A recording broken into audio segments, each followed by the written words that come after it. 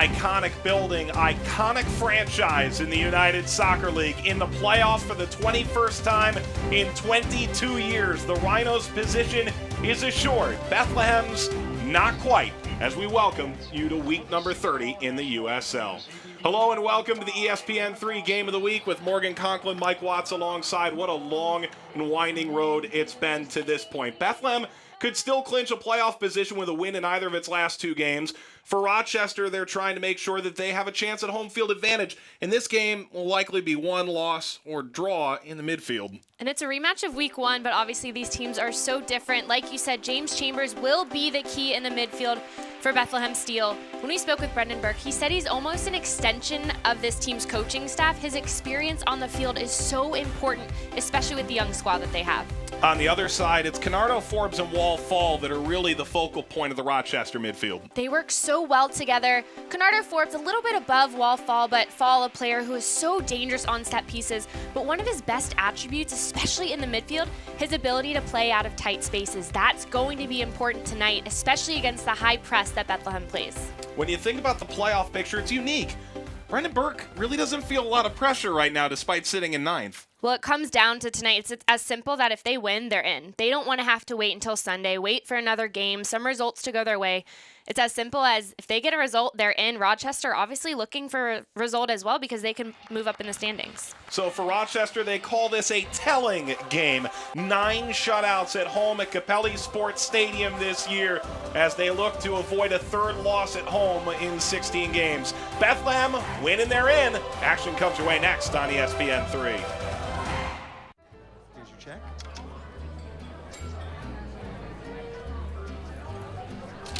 Oh, you got it. You know, since I got rid of my car, I really enjoy walking. Okay. God, no. Getting pulled over for buzz driving could cost you around $10,000 in fines, legal fees, and increased insurance rates. Oh, you're home early. You live with your mom? That'll set your game back a few years. Buzzed, busted, and broke. Because buzz driving is drunk driving.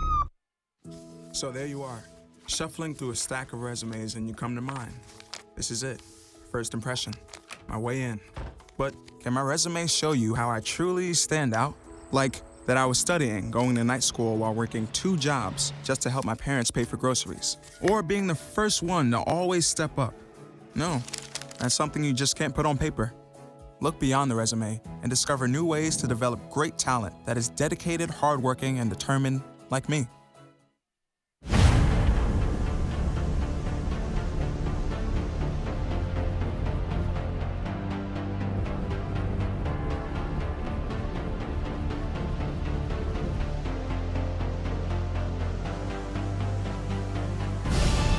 We've raised the stakes. Expectations are high. Our biggest season yet will break records with elite players and future stars. Innovative technology and new homes. We're growing the game in our communities and across the nation. Are you ready?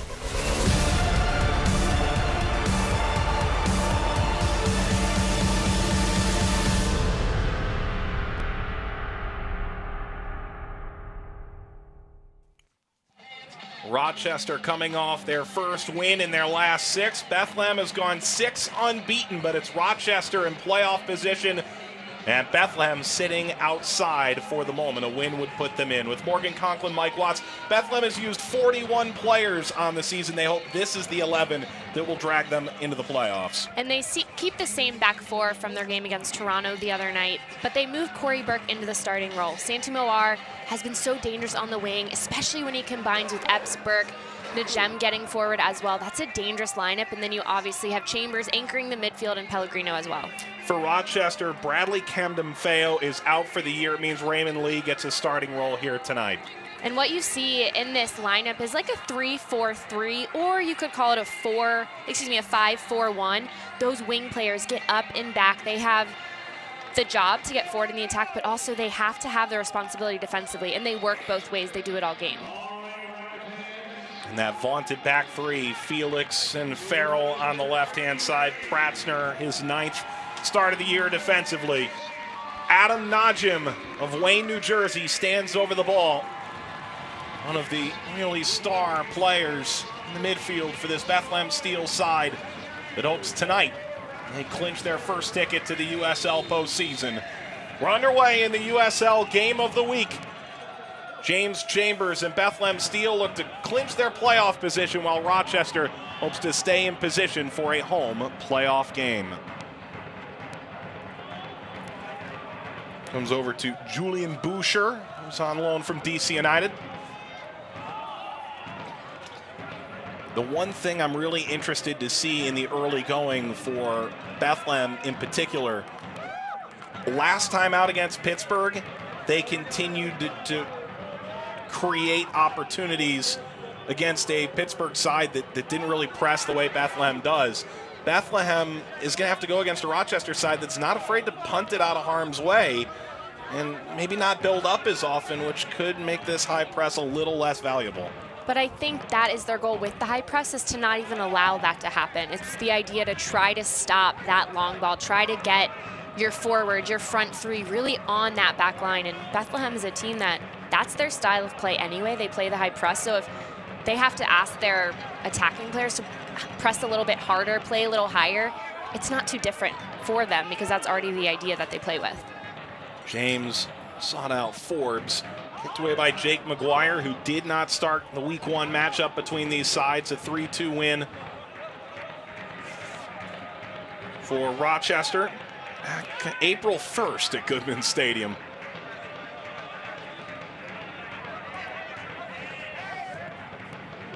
Farrell couldn't complete the switch. Step forward from Felix. Marcus Epps on loan from Philadelphia Union. Couldn't bring that down. Ball for Burke is cut out. Back by Forbes. One of two holdovers from the 2015 title team in Rochester. The other, Mike Garzi, unavailable tonight. Hopefully available on the weekend in the playoff run.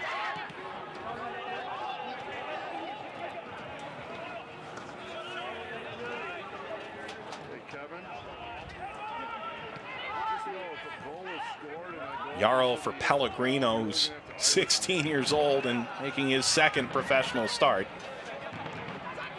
Something we heard about in our call with Brendan Burke was obviously this Bethlehem team has a lot of youth.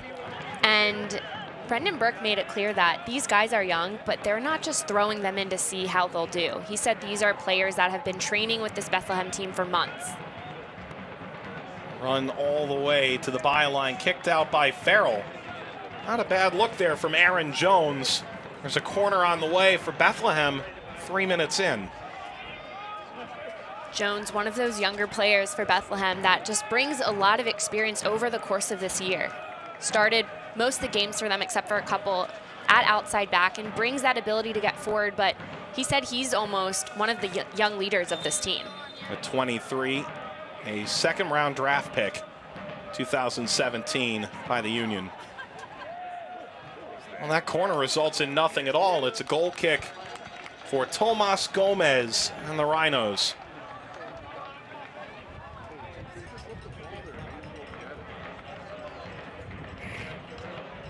Gomez waited his turn behind Brandon Miller. Won the Golden Gloves last year. 24 years old. Played at Georgetown. He was part of a back line that included Josh Yarrow, the central defender for Bethlehem. Keegan Rosenberry, who was up for Rookie of the Year a couple years ago and has played with Bethlehem at times this year.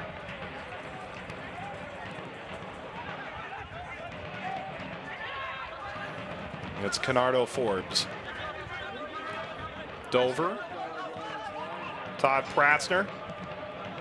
He moved into a starting role more with the three-back look.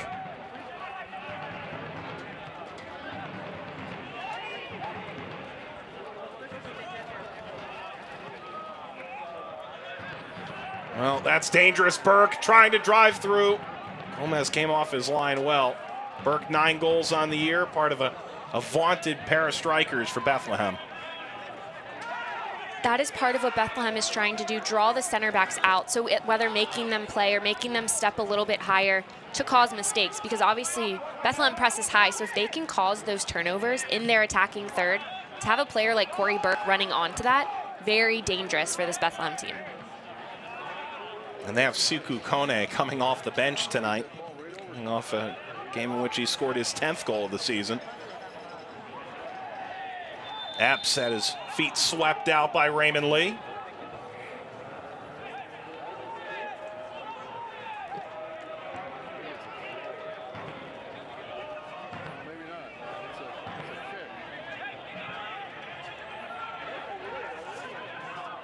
There's Aaron Jones, debuted with the Union against Swansea on July the 15th, essentially a young captain to that group. Out of England, played at Ipswich. They didn't have a U21 team, so U18, his academy run with Ipswich was over.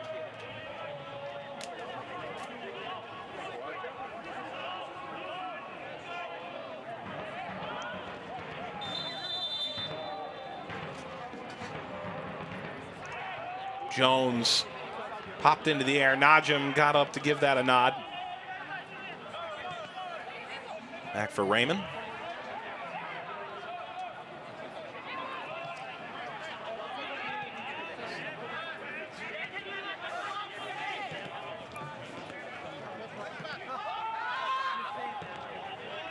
Steered back by Austin Trusty, who was on that U20 World Cup team earlier in the year for the United States.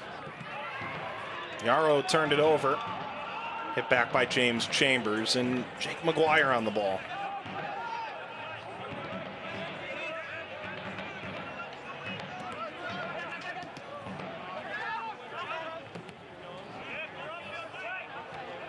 Ball for Burke. A bit of a collision there, but it's pulled down by Farrell.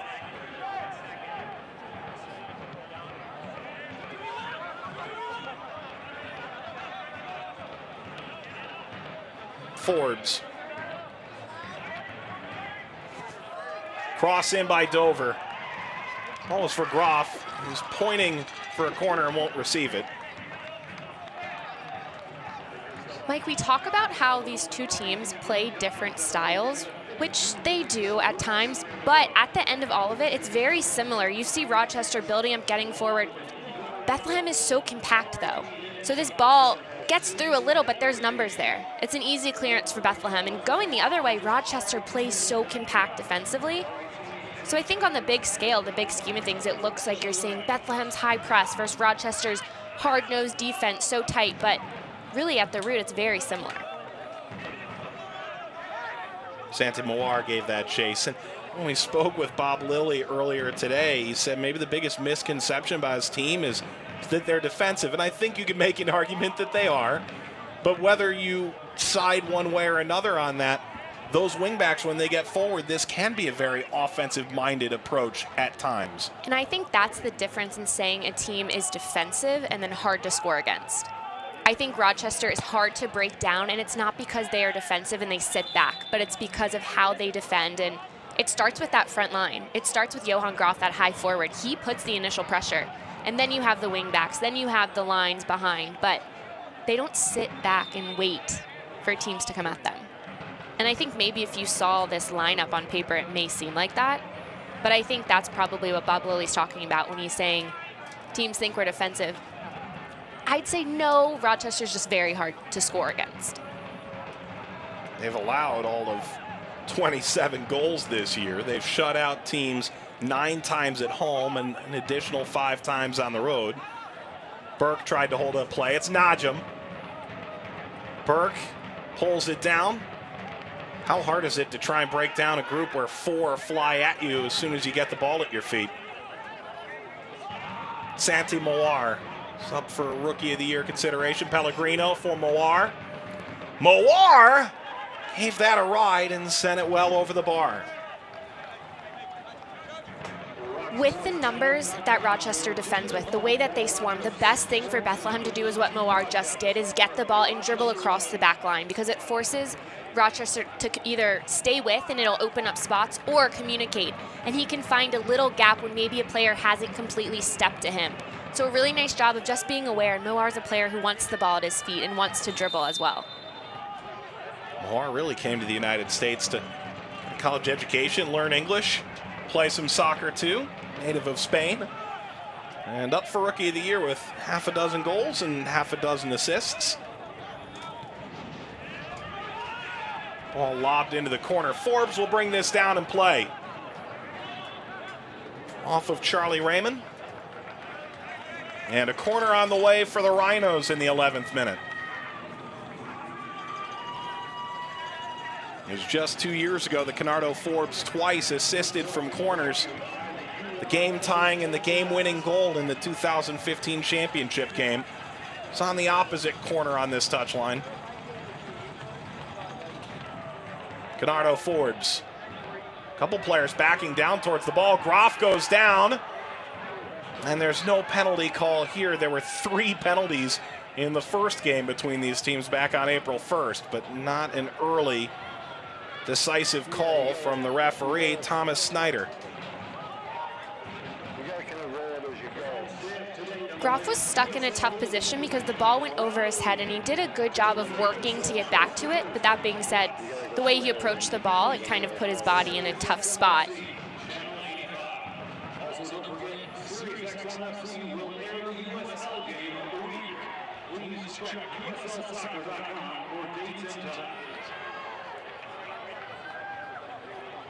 Throw for Lee. Rochester officially in the playoffs. It's been that way for over a week's time now. Bethlehem sitting in 9th, but a win will do it. A draw, not so much, but they could put a little more pressure on, in particular, FC Cincinnati to go get a result at Toronto. Bethlehem coming off a 4-2 win at TFC2.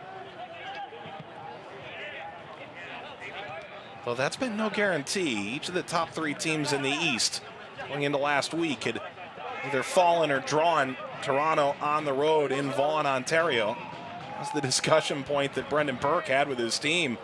Hey, teams higher than us in the standings have conceded points in Vaughan to Toronto.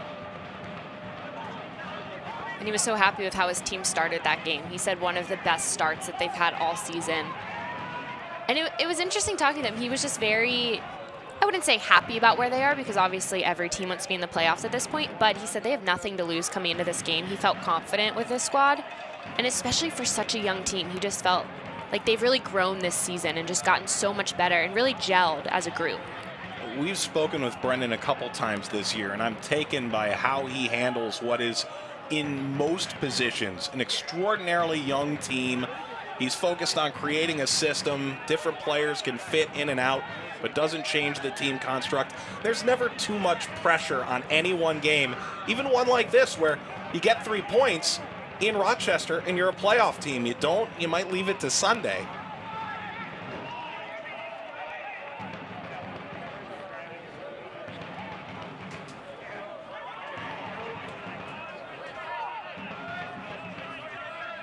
Hey fans, stay up to date on all the latest news and information from around the league by tuning into USL Coast to Coast, SiriusXM FC Channel 85, 9 p.m. Eastern Time, a new time, beginning next week for the playoff run. And the USL Game of the Week does typically air on SiriusXM FC. Check USLsoccer.com for dates and times.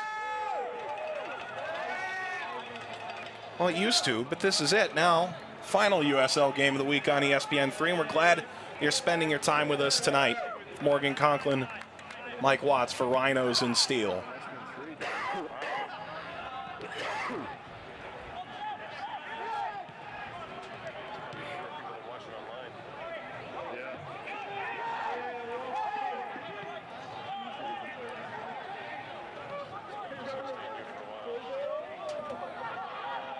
Well, danger created again here by the press of Bethlehem. And Burke forces that out. He had Epps around to try and create another passing option. Good zonal defense from Bethlehem to force a mistake there. in the back from Felix. But what Rochester is able to do is get the ball back so quickly and really condense that area right when they lose it. It's Aaron Jones. High arcing lob into the area. Not a lot on that clearance by James, but Groff continues out to Wall-Fall. Scored in the Eastern Conference semifinal last year in extra time in the 110th minute against New York.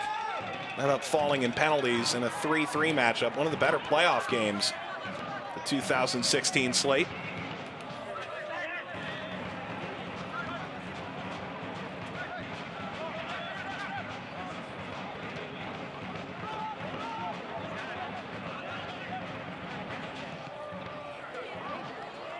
Good line drive pass here to Fall.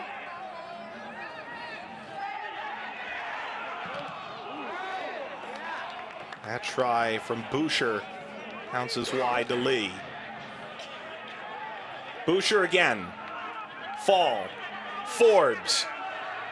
Forbes. He did strike that. It was deflected. And there is a corner on the way for Canardo Forbes.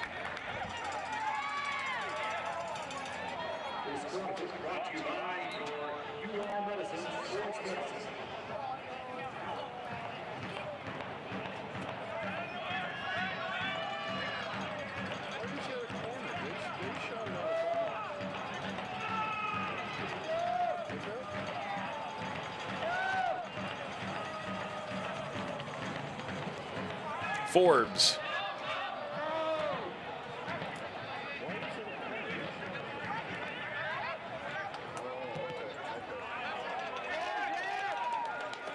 You're starting to scare me now.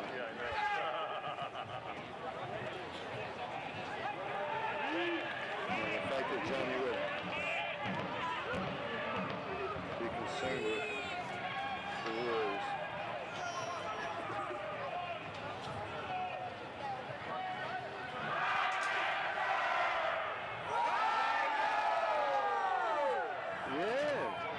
Lee got up to meet the throw by Jones.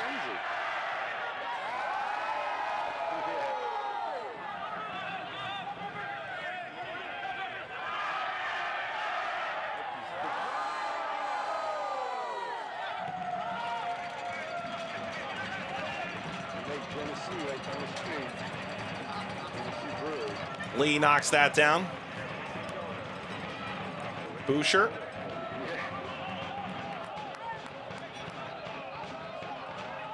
Yarrow steers it back.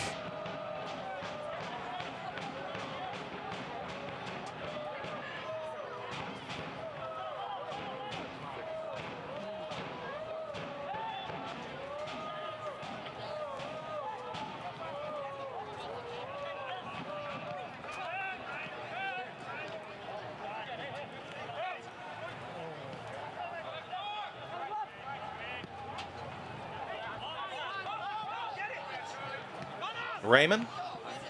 And now Bethlehem taking over with Groff pushing forward. Farrell's got some trouble there with Millar. Head down. There's a bit of a risk there from Pratzner. This game is such a chess match because both teams want to find those wide wings. Rochester wants to find their wingers or get the ball central and then find them. And then Bethlehem really wants their wide players on the ball. Epps really trying to isolate Moar to see if he can go 1v1, but it's hard to find those players at this point.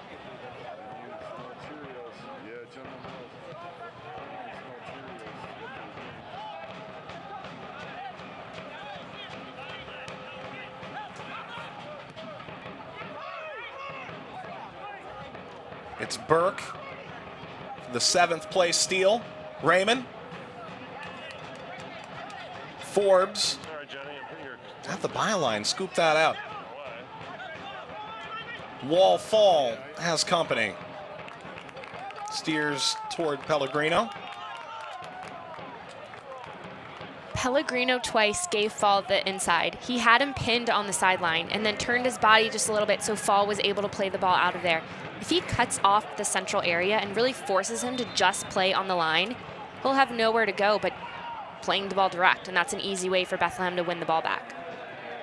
Followed by Boucher. Yarrow starts play up again.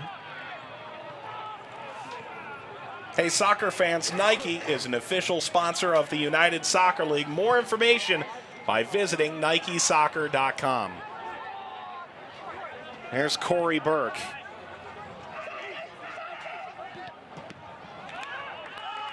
Square ball knocked out. It's Raymond, who came out of Kentucky and played for Reading United.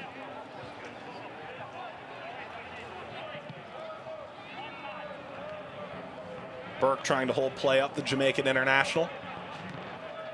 And again, forcing a troubled clearance from Ryan Felix.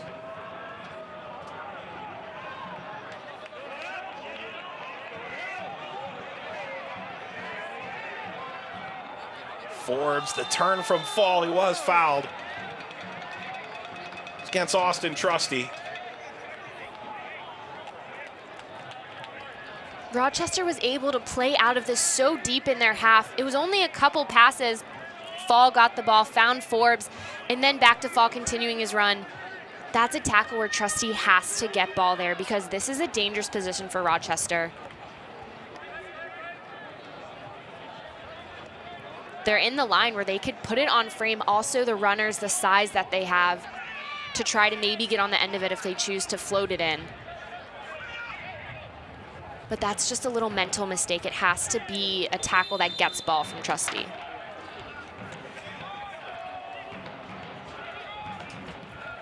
On the free kick. Sent in by Boucher, the follow-up. All the way to the touchline, and still Dover.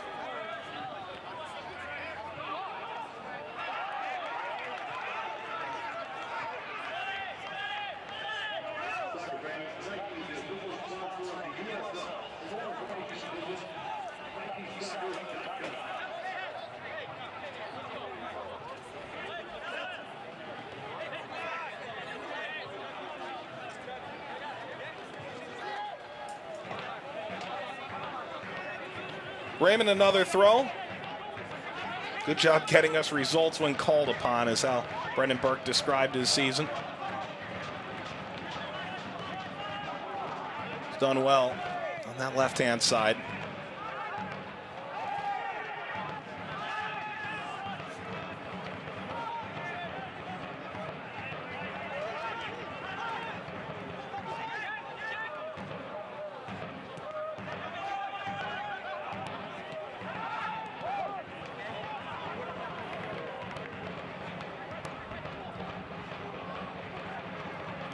Fall, lazy back pass. Hasn't really been all that crisp from Rochester to this point.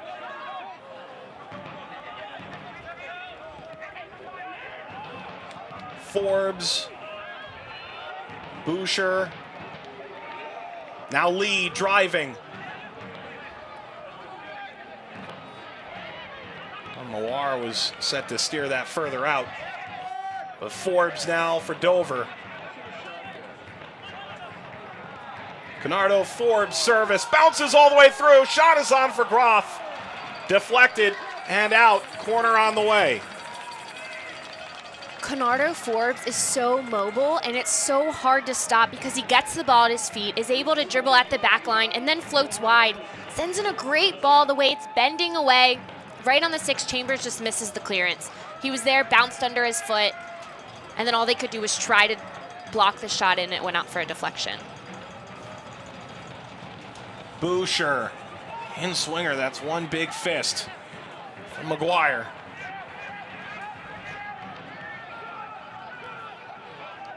James for Boucher, lifts it back, and well out of play. The USL, one of the most prominent second division professional leagues in the world. It features some of the game's top talent and rising stars. Stay up to date with all the latest league news and information. Visit USLsoccer.com and follow them on Twitter at USL. All the updated standings and all the stories around the league for USLsoccer.com, including the playoff scenarios, which in the West have become a lot more clear. The 8 teams are official now. In the East, still a little bit of work to do. 4 teams for 3 spots, but Bethlehem could seal their spot here tonight. Dover. Crossed it through again.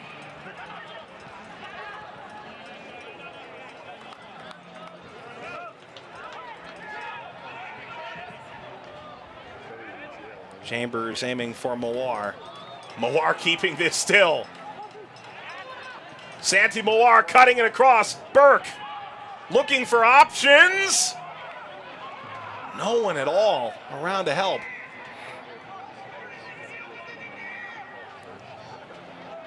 The best option there for Burke is to cut the ball back across. You could see Charlie Raymond at the bottom of your screen kind of calling for the ball, but he didn't get into the box.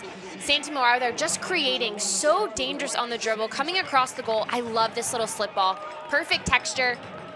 Burke just has no option. Raymond's there, but he has to bring his run into the box. He's too far out. He needs to be in a place where he can just hit it first time when it comes across.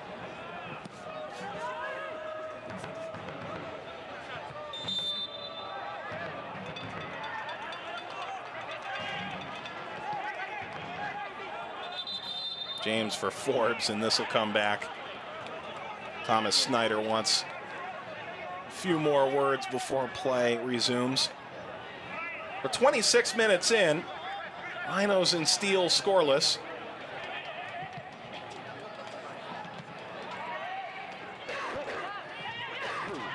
Najim.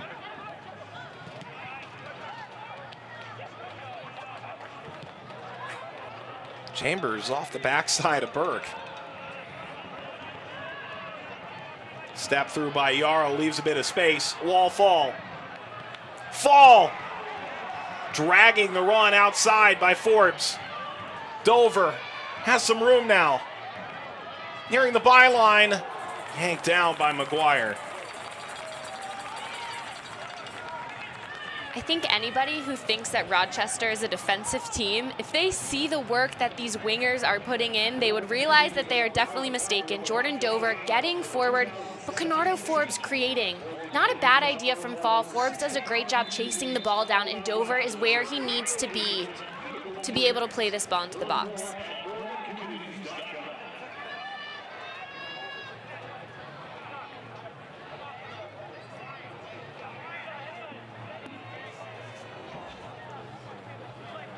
So Chambers will push it all the way forward across the halfway line. Played for St. Pat's in Europa qualifying, played against Juventus, the Irish youth national team. Second year with the side out of Dublin.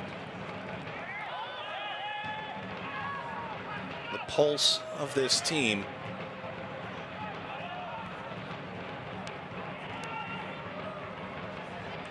Burke shielded away.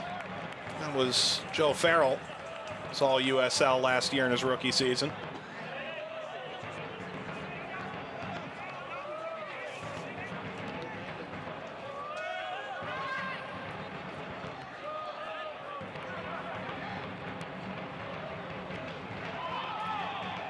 Farrell with a good ball.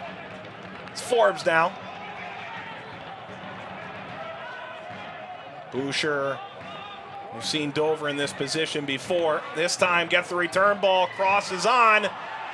Pellegrino leaned his chest into that. Rochester thought that an arm was what pushed that out of play. Bethlehem has to do a better job of accounting for these wing players. It's difficult, but they are finding way too much space. I can't tell from that angle if Pellegrino gets it with his arm. It looked like it was his body. Obviously, we saw a little bit from behind, though. Boucher. Oh, that's right at the goalkeeper, and Johan Groff standing right there with him. Reiterating what I just said, Bethlehem has to do better with those wide players. Jordan Dover has been getting forward, but before that, Canardo Forbes is all over the place. They don't need somebody to man mark him. That doesn't work, especially with how mobile he is, but they need to communicate, move players around to pick up Forbes when he's run, and then also see the second runner getting forward. A player like Dover, a player like James, who are in the supporting roles once Forbes finds his way into the corner.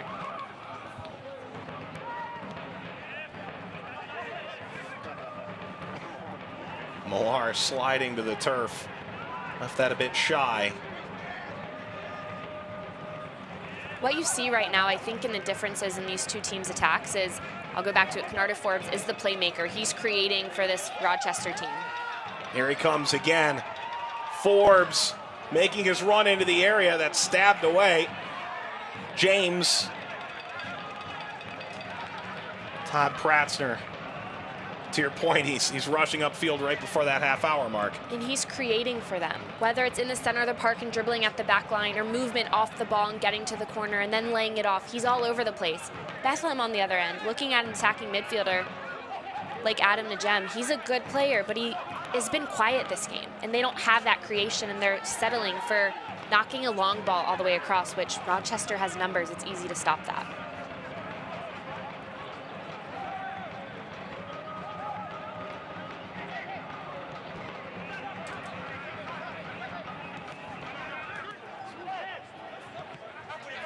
Hey fans, stay up to date. All the latest USL news and information from around the league. USL Coast to Coast is Mondays 9 p.m. Eastern on SiriusXM FC Channel 85. And don't forget, SiriusXM FC airs the USL Game of the Week. Check uslsoccer.com for dates and times.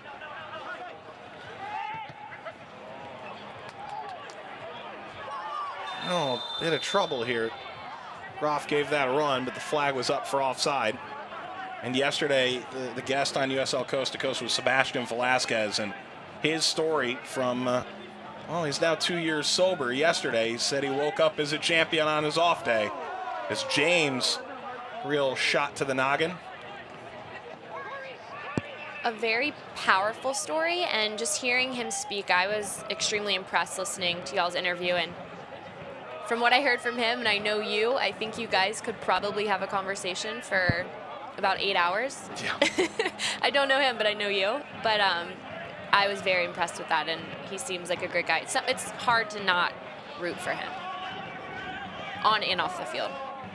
He's the reason why the Monarchs made such a drastic turn. You could point to others as well, but chief among them. Wall Fall still going. Groff finally is onside now, but Fall still continuing. Ricochets back to him. All up the wing for Lee, who's overlapping.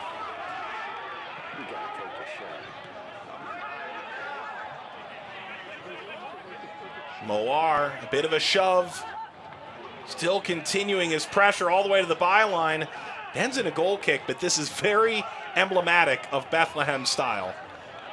One thing about Santi Moar, he changes direction so quickly. So hold track, he will stay defensively, and then he's not fooled by maybe a pass or a fake. He's able to respond to that, and he won't back up. He's committed to getting on the other end of this ball, and you see him keeping his eye on the ball. Really good defense. He stretches, but then he's back in it. He's able to shut that down, which defensively, that's impressive, and especially seeing such an attacking player to be able to do that individually, very impressive. Boucher, Fall. He's found Forbes, who was offside.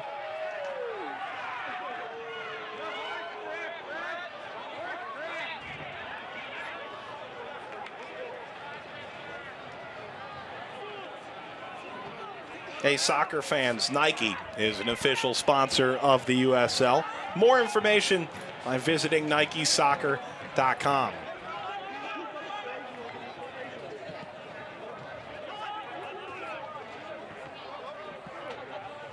Santi Moar reversing for Raymond.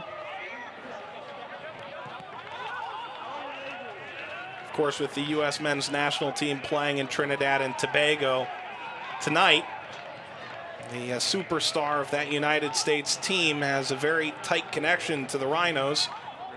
Christian Pulisic's dad is on the bench as one of the assistant coaches for the Rhinos. Mark Pulisic grew up in the Keystone State. Big evening tonight at Otto Bolden Stadium, where the water has been successfully pumped off the track. Long run here for Lee, with Epps still pushing. Ball got away to Chambers. You think about the larger World Cup qualifying scenarios, and a lot of players from the USL across the league are involved in World Cup qualifying. Here's Canardo Forbes. Forbes looking to his left, serves it across. Ball fired in and deflected on the way on target. It's out. Corner on the way. It's Boucher again. I like that ball that was played across the top of the box from Forbes because he was trying to find that far post, but it had enough pace on it that if there was a deflection, it would have fallen into a dangerous area. That being said, though, Bethlehem is still having trouble accounting for the way that he gets forward and how he creates. Forbes again. Found a Rochester head. It was wall fall in the area.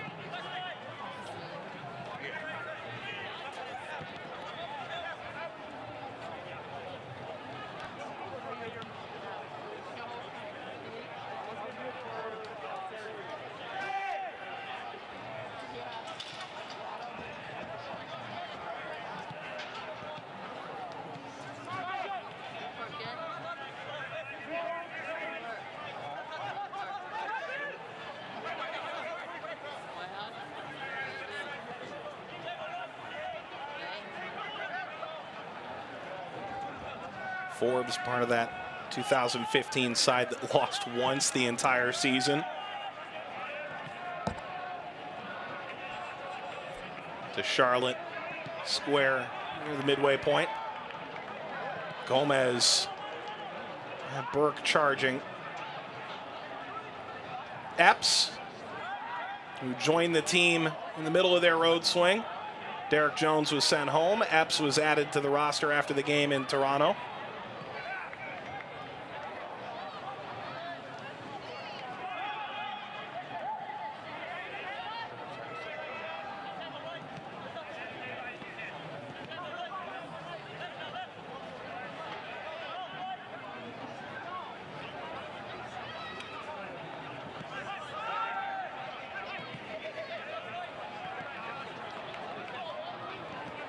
I'm not sure I've seen many hopeful long balls from Rochester so far. They've built a lot on the wings, but I think you were right to call this a chess match earlier. And part of that from Rochester is the movement that they have in the midfield. Those players, the wing players, they move to get the ball because they want the ball at their feet. They don't want it played by, they want to create. Dover gives it to Forbes. Striking the ball into the area, headed in the net by Groff.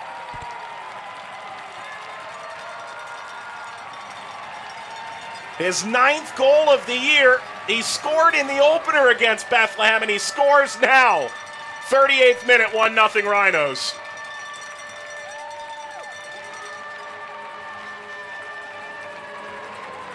Forbes played this ball exactly where it needed to go. He threaded the needle, but before all of that, Groff had his arm up. He wanted the ball to that far post. Before this play even happened, he found the space, and he knew that if that ball was played there, he was going to beat his defender centrally. That's exactly what he did, was able to connect, a beautiful finish. But Forbes threaded this ball through. There wasn't a lot of space, especially with McGuire coming off his line. 9 goals this year. He scored a game-winning goal in his debut with the club in that 3-2 victory over the Steel back on April 1st. Johan Groff on the board before halftime here tonight. And Forbes adding assist number 5 on the year. I think it goes to the point that Bob Lilly made earlier today. He doesn't have big numbers, but he's so valuable and important to what they do. Dover. Oh, he's a menace. It's Forbes again. Headed out as far as Boucher. Forbes checking back onside. Laying to Dover. Forbes again. Groff looking for a handball. No whistle. Mike, in talking about Canardo Forbes, like you said, he might not be all over the stat sheet, but his movement, he's always working. I want to know how much ground he covers during the game, because he is creating, he's dropping to get the ball off the center backs, he's floating forward into the corners. so dangerous in the run of play, and it's hard to mark a player like that that truly is all over the field. Forbes played as a professional in Jamaica. It's his 3rd year with the club in total, having played indoor soccer with the Silver Knights of Syracuse before coming to the Rhinos. At the bottom of your screen, 11 and white. You have to wonder how he did an indoor. I'm sure extremely well, but for a player who excels on a larger field with all of that space. He said you have to think a lot faster when you're playing indoors than the outdoor game with so little space. But you can see elements of that in the way he plays balls and how he moves off of players even on the bigger field. When he's in tight spaces, that definitely comes out, and the quickness to it.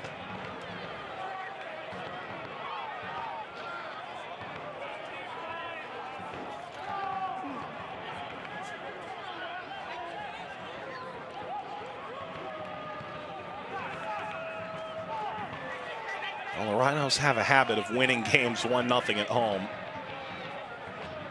Low scoring tends to be the way it goes, Capelli Sport Stadium.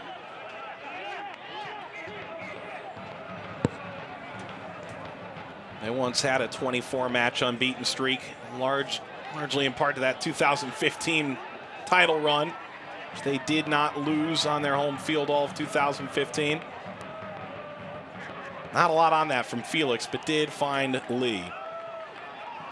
One of the goals of Rochester coming into this game was keeping Bethlehem's attack quiet. And that's what they've done. They've been able to mark up well. They've been able to not give up much space.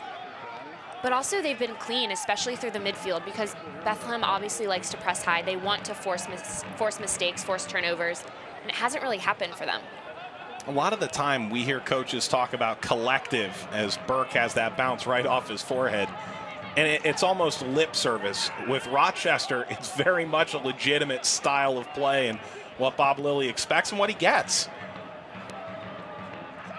Mowar, 3-player streaking toward him. Pellegrino now.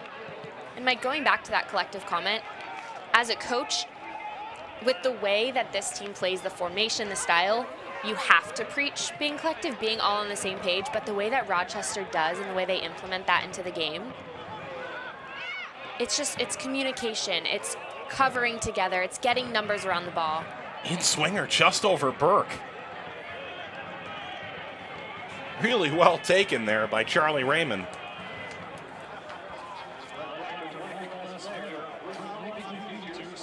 If Bethlehem can get forward, draw numbers out, so whether it's Raymond getting forward and finding a pocket of space, forcing Rochester to step out to him, that ball is in behind because it takes some defenders out, and it allows a player like Corey Burke, who's really good in the air, very strong, to potentially get on the end of it. But what they need is another runner coming in behind. It can't just be one player in the box.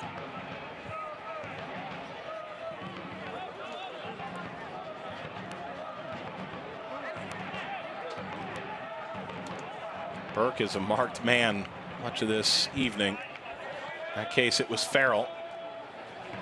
Pratzner back upfield.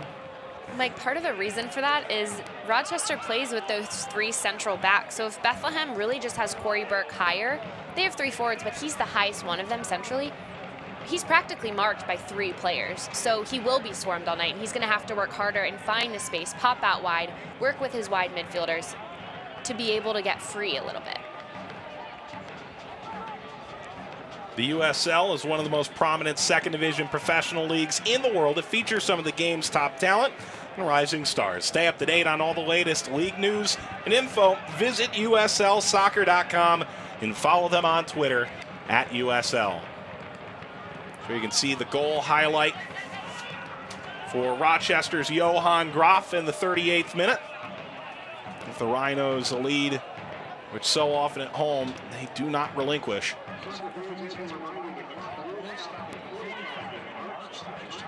Well, spinning through Mowar, he's moved to this right-hand side. On the ground for Najim. Najim! It's popped into the air and eventually held off a rough hop there for Gomez. Najim able to get involved here. A good ball across. He finds the space at the top of the box, but nobody's there to follow up. It's a good look on frame, a good shot from him, but there has to be somebody following.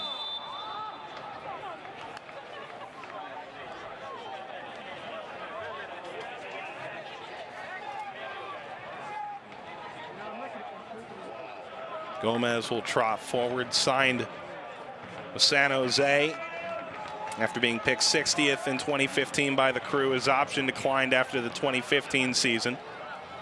Came in 2016. Had a fantastic year behind what is always a staunch defense.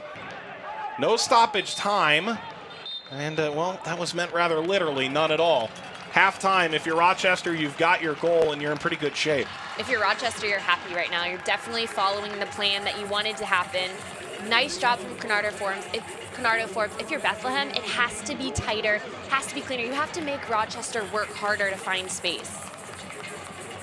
Groff's got the goal. 38th minute. Nice headed finish on Canardo Forbes' service. We'll have highlights, stats, and a look around the league coming up at halftime in the USL Game of the Week.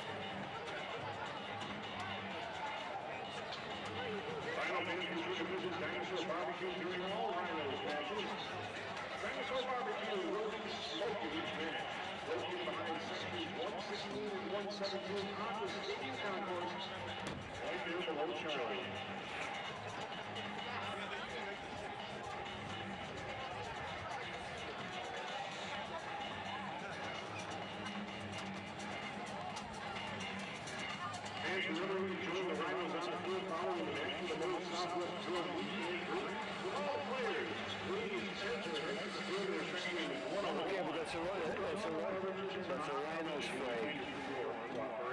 The flag in the middle. Copy.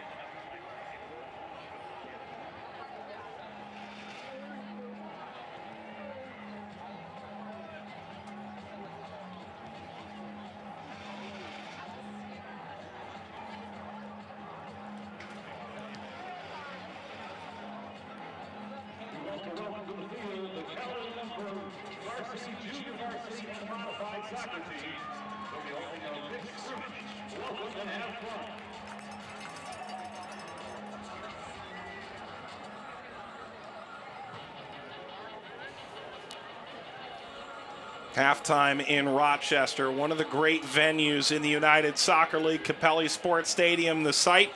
Johan Groff scores in the 38th minute, and the Rhinos are in fine position to keep their home field hopes alive. Back with Morgan Conklin, Mike Watts at halftime, and if you are Rochester, you achieved a lot of what you were looking to do in this first half, and for Bethlehem, it's very hard to score a goal once Rochester has one. Well, and they knew it was going to be difficult to get that first one, just the way Rochester plays, the way they're collective, which is all on the same page, really working together, but their offense going forward. Canardo Forbes was so good, connecting here with Dover. One of the first times Groff got all the way across, and that happened a few times. Santi Moar would give this an effort. At times he was plugged in. And he was really good coming across the center of the field, but once again, Forbes sending the ball in. This one slid all the way across where Groff was waiting for it. One of the few times, like I said, that he would get on the end, but they continued to put pressure on this Bethlehem team. McGuire with a punch on that effort. Moar getting it through. There's just not enough help here for Corey Burke. And that's a lot of what happened with Burke. He would get the ball in a good position, but be stuck.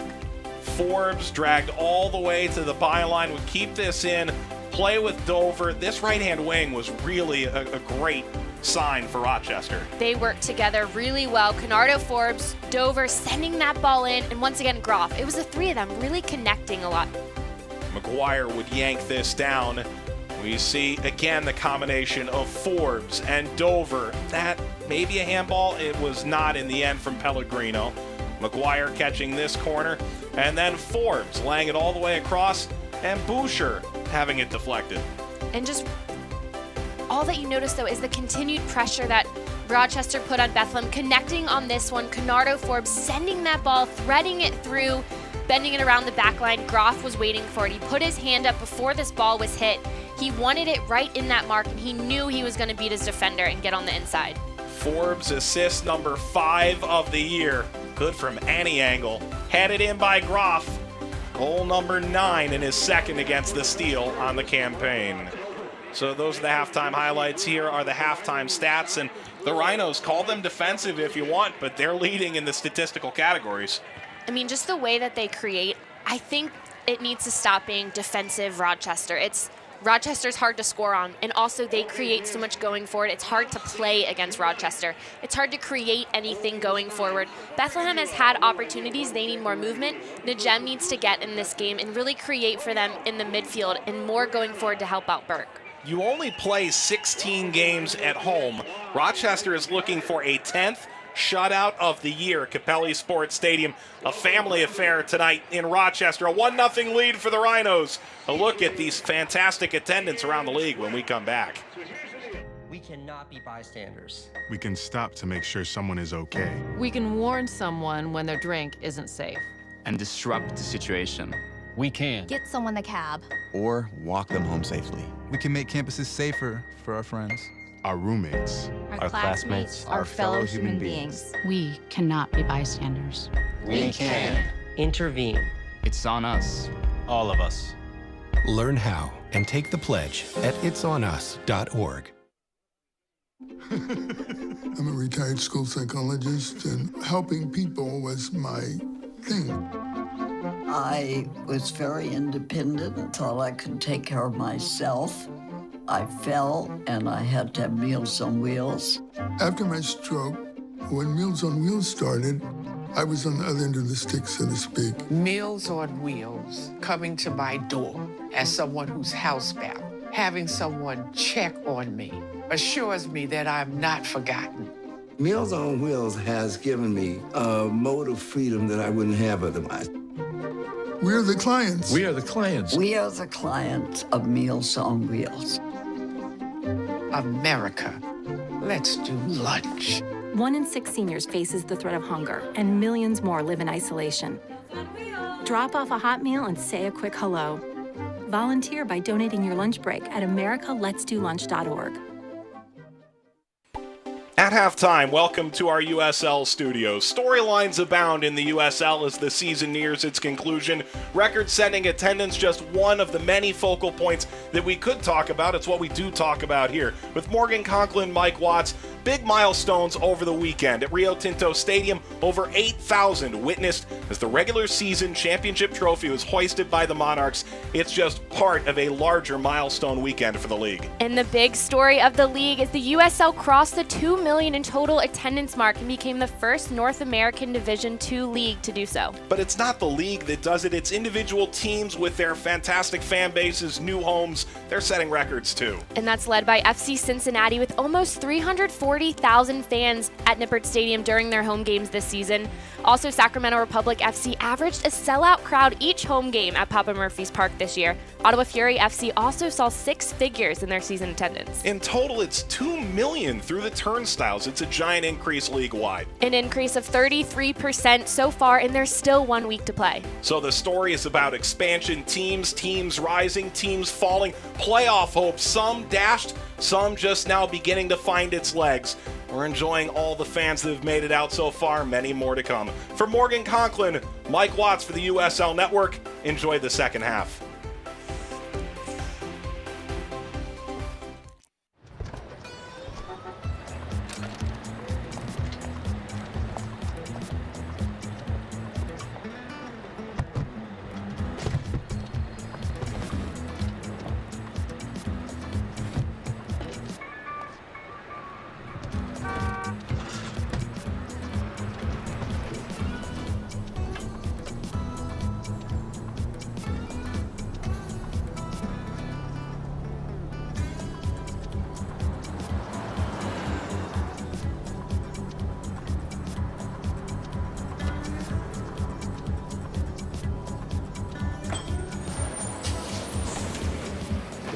It's a short ride from your neighborhood to your naturehood. find fun activities to do, like boating and biking, or camping and hiking, plus much more. To find a neighborhood park or green space near you, visit discovertheforest.org.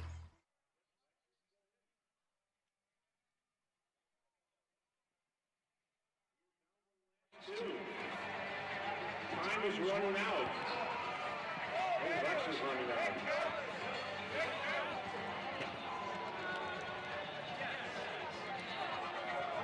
Come on, fans, it's here. Make some noise. Make some noise for these guys. Lex is faltering. Judges. From here we can see Lex is out. And there's the winner. It is Grant. Congratulations. $25 gift card for Virginia Brewhouse is yours in this, the Yelp version of the Oktoberfest in October sign holding competition. Nice job, guys. And now, ladies and gentlemen, how about a round of applause for Kelvin varsity, junior varsity, and modified teams. Nice job out there by you guys.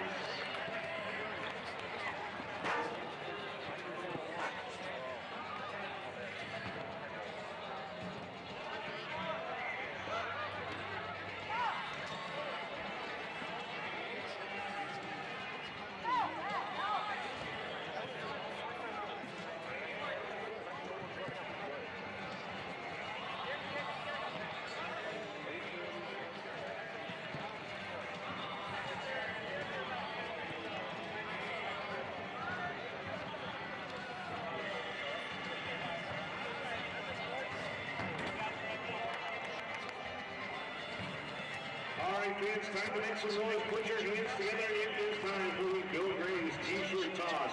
You want a t-shirt? You have got to make some noise.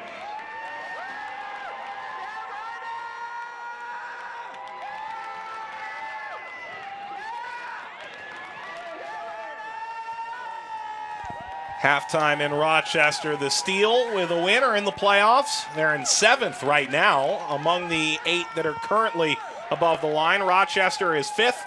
They can move to 4th with a win and up to 2nd with a couple wins here down the stretch and some help. Back with Morgan Conklin, Mike Watson. You think about what's coming forward for these teams. Bethlehem, they get St. Louis, who have already been eliminated. They're hoping this game won't carry that much value by the time they get to it on Sunday. Exactly. They don't want to wait until Sunday to try to get a result. They're trying to get the 3 points tonight, but it's even more difficult. They have to get 2 goals to obviously get those 3 points. So that'll come at Goodman Stadium. Meanwhile, for Rochester Rhinos, home again. They'll take on New York Red Bulls too, with the added meaning in that game that New York is not in yet on their own right, and that Rochester saw their season end last year at Red Bull Arena in penalties. And I think one of the best parts about that matchup from Rochester's standpoint is that, in speaking with Bob Lilly, they're not trying to be a spoiler to anyone's season. They're just focused on themselves. So obviously if that happens in the midst of it, that's kind of how the game works. But for them, they're trying to get a result and really get that momentum going into the postseason. Now, excuse us if in week 30 we're already thinking about matchups for the playoffs, but this is what it would look like if it all ended today. Some eyes are going to look at Louisville-Cincinnati, a big derby match there. But certainly most eyes of people watching or fans of these teams are looking in the middle of the left-hand side. Well, first off, this is a beautiful graphic. Can I just say that? Sharni Yerke does fantastic work. It cannot be doubted. She is the graphic wizard of this entire item. She's great. But I mean, obviously things could change on both sides, but Louisville, Cincinnati, those names just pop out at you. But Charlotte, Rochester, the high-powered Charlotte offense that's been struggling a bit as of late against this Rochester, I don't want to say defense, this Rochester team that plays very tight together but also creates attack, the movement they have.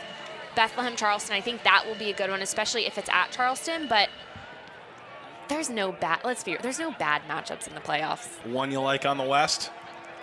I like Real Monarch Sacramento because I think Sacramento is a team. We've spoken a lot with Paul Buckle, and he said if his team gets in, which they have, he's like, we truly believe we can win the whole thing. And he knows just because you win the regular season doesn't mean you have a pass to the final of the whole thing. No, your history books will tell you that with Sacramento last year against Orange County. Look at the Golden Boot race. It's not over yet, but Dane Kelly remains in the lead. He's dealt with an injury of late, which means Chandler Hoffman and Enzo Martinez both have a chance here to go maybe bag a hat trick and a trophy.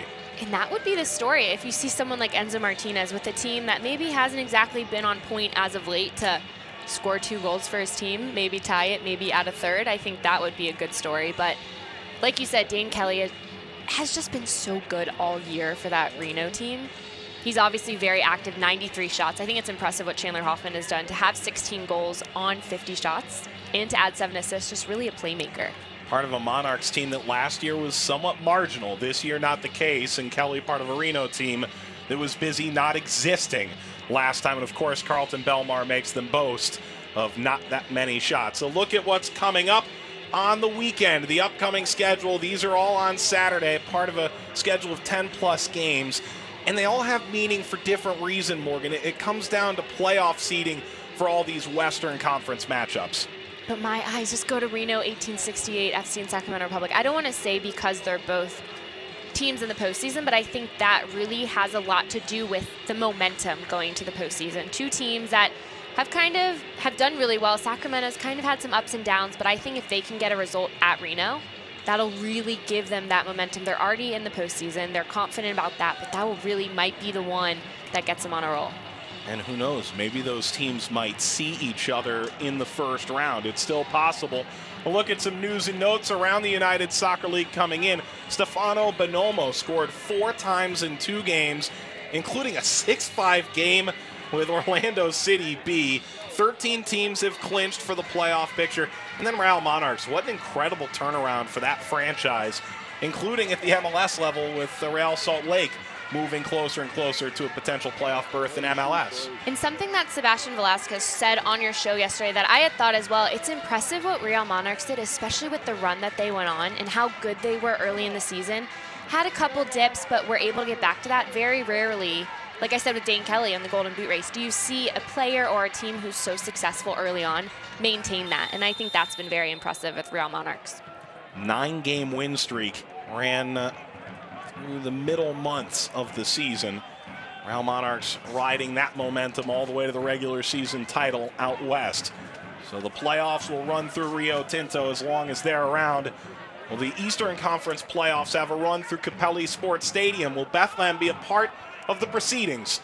Still to be decided here in the USL game of the week. 38th minute, Johan Groff, the go-ahead goal. Native of Texas. Scoring his 9th goal of the season. Comes here to Moar. And race up this left-hand line for Raymond. For a team in Bethlehem that feels that they have nothing to lose, they have nothing to hold back at this point, I'm interested in how that changes their mentality, their setup in the second half. If they push forward, they obviously want to take advantage of transitions. They want to have numbers forward. They struggled in the first half doing that. So I'm interested in what changes happen to allow them to play how they want to play in the second half.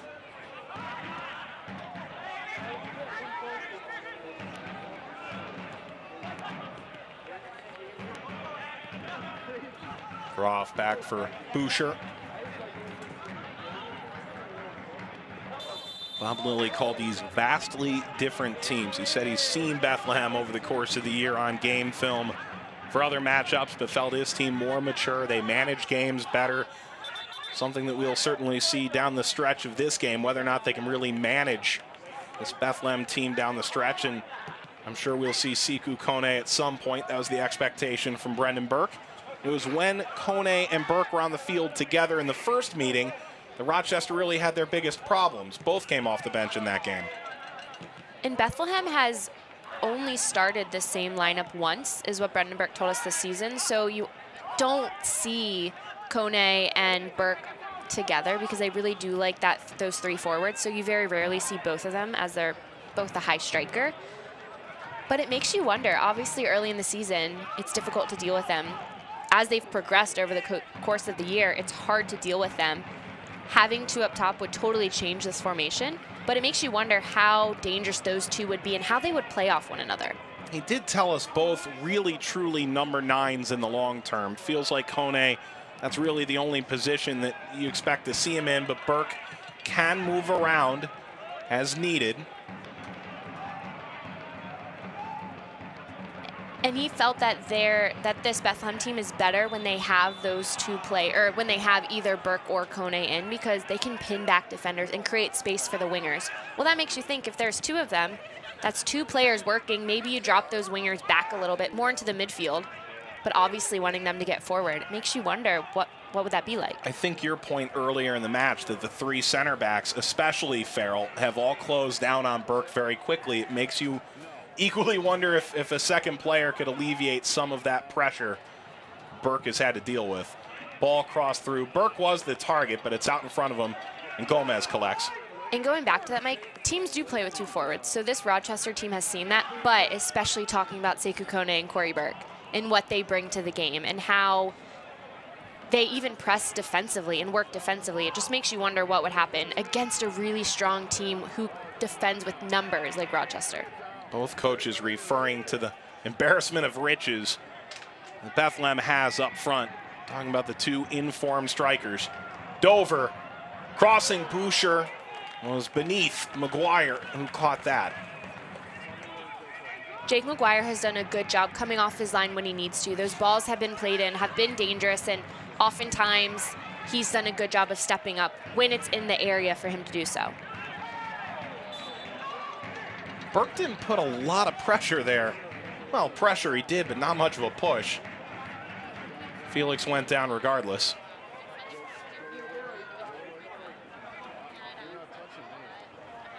Felix had a really good preseason camp, played 2 years for Orange County. Has the same agent as the backup goalkeeper, Daniel Lind. Been with Rochester now for a couple years.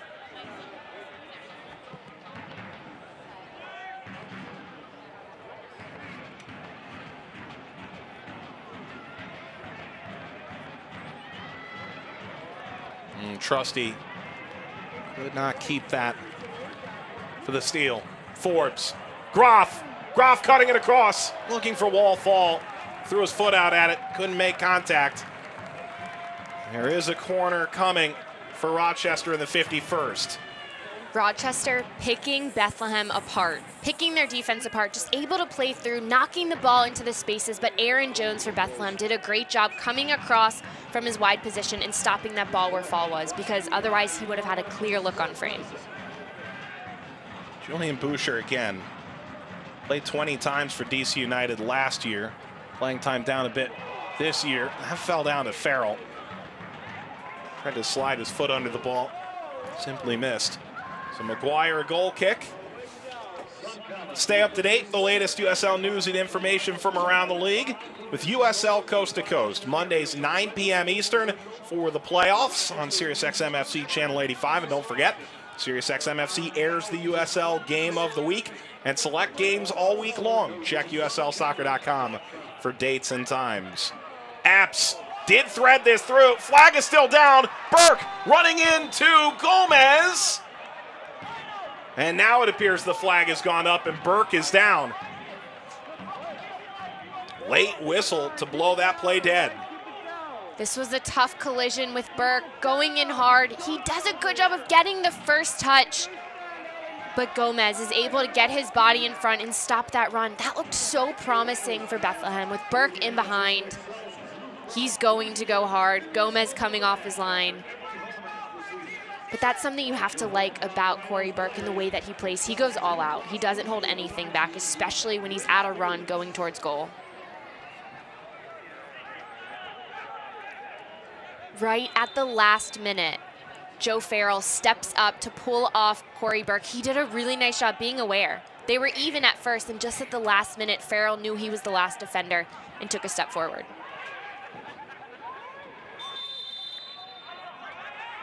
Whistle blows there. Well, it's that back three that has to work together. Farrell, sort of the ringleader of that group. His dad was the head coach at LaSalle University for a long, long time. Plays well beyond his years, and then Pratzner and Felix on either side.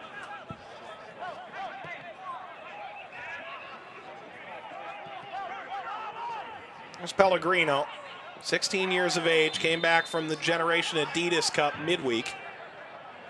Rather over the weekend, I should say, for this midweek game.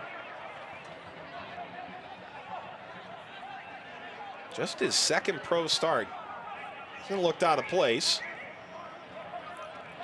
That's one thing that you notice with this Bethlehem squad, having such young players. They don't look as young as they are, and I think that goes back to what Brendan Burke told us, is that these players have been training with the team for months. It's not like he's throwing them to the wolves, and it shows that they're comfortable at this level, playing with their team as well. There's chemistry already, which you wouldn't really expect from such a young player. And I'm not saying that Michael Pellegrino exactly is wearing 5 o'clock shadow right now, but he is well built for the professional game. Sometimes you see younger players and they just look like they aren't quite ready to compete with professionals. Not really the case for him.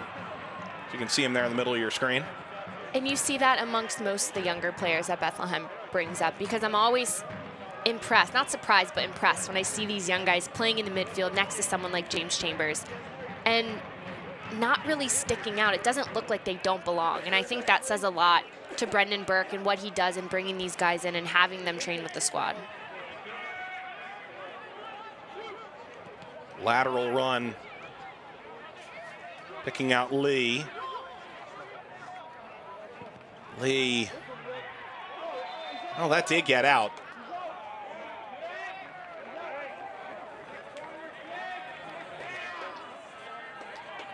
The defense of Jones.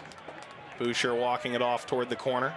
Bethlehem numbers 2 through 33 are Union players that are on loan. 36 to 49 are typically Bethlehem signed players, and then anything above that is from the Union Academy, which is really now beginning to produce significant dividends to the USL, according to Brendan Burke.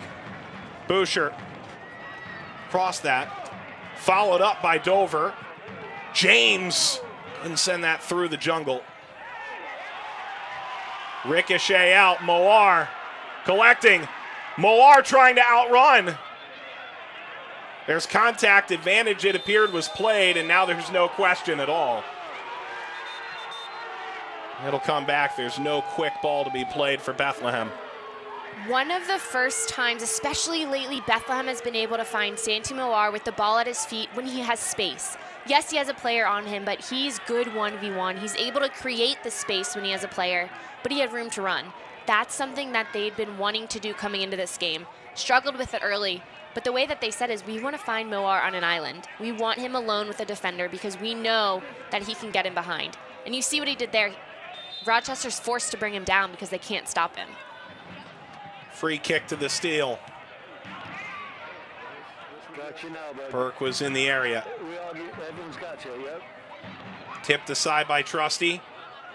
3 players converging, and the ball finally broken loose by Wall Fall.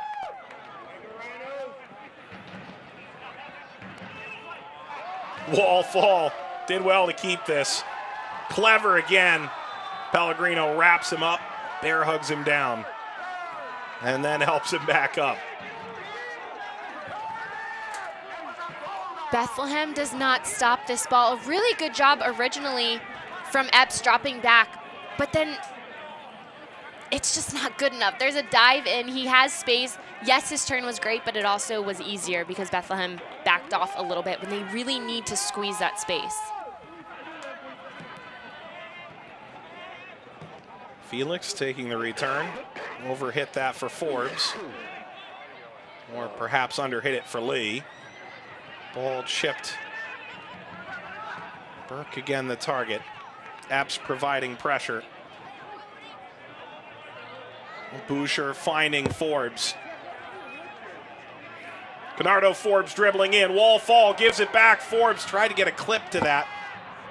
Return for Boucher, who was behind. Pratzner up the line. Boucher. Wall Fall. Muscling away Pellegrino. It's Fall again, who has 9 goals of his own this year. Listed a defender. He's a midfielder. Ball across. Lifted back over by Lee. That stayed in. Falls down. Chance for Fall.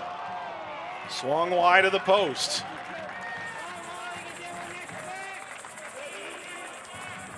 Rochester sends numbers forward and they keep them around the ball. They keep the pressure on. Bethlehem isn't able to account for that. The ball goes back to the corner and then it recycles around. It finally finds Fall. Gets a pretty good contact with the ball to try to find that far post. 58th going on the 59th minute, Capelli Sport Stadium, where Rochester has lost twice all year. One of the best defenses in the league yet again. Bethlehem Steel on the road. They have a belief they can win on the road. They've gone 6 unbeaten. Much better than their finish to the 2016 season, which they finished with 8 losses, 4 draws down the stretch. Coach Burke telling us they're more experienced from a staff perspective, from a player perspective, despite another influx of youth, feeling that they can make a playoff run. All they need is 1 win in their last 2, or some help elsewhere to assure their position in the USL Cup playoffs. Turned over. Najum still. And he gets that out of space, but he was fouled. Farrell had stepped forward and was running the other way.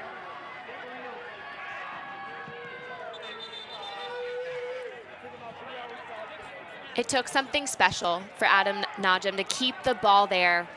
That's individual effort. And I think one thing that Bethlehem can take from Rochester, the way that Rochester, I'll keep saying the word collective, they get numbers around the ball.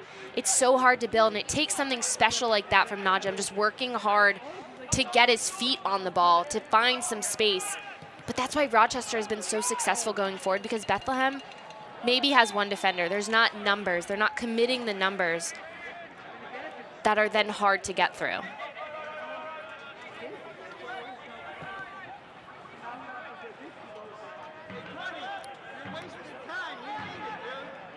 Forbes sent away at the halfway line by Chambers. Burke trying to take advantage of the heavy touch by Farrell. Burke is by Farrell now. Najum look to settle. Pellegrino. Moar. Boucher flying to the ground. Bethlehem almost has a pep in their step. They're better in transition. They have a little spark to them, and they go quickly, and that's when they send the numbers. It's great seeing that, but it can't just take a turnover for that to happen. Every now and then they have to bring that to the attack in the run of play when they have the ball and are building forward. You think about Bethlehem and this 6-match unbeaten streak, and they've scored a decent number over that stretch, but who they've played against. OCB's been a good defense. Toronto FC 2 has a very good goalkeeper in Angelo Cavaluzzo, who makes some big saves. Louisville, one of the best defenses in the league. Pittsburgh is always stingy. The Rowdies, home and away. At home, they're the 2nd best defense in the East, and they've found a way to get these results. No wonder that they've got this pep in their step and they find goals, especially in transition. Epps setting it up now. Back for Chambers.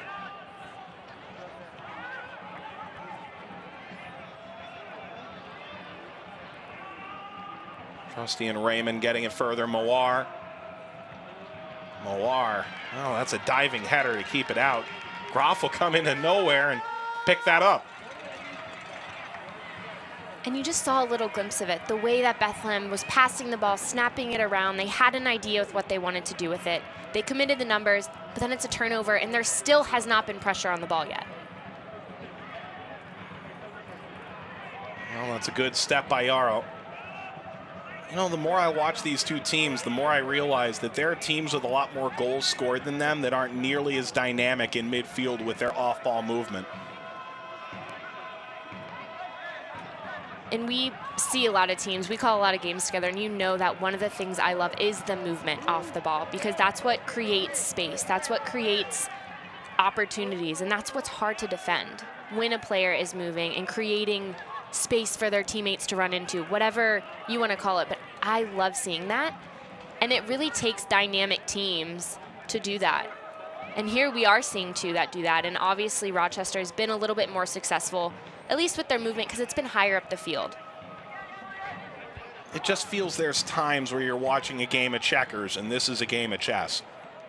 There is a little bit more mentality to this than some of the higher scoring games you might see.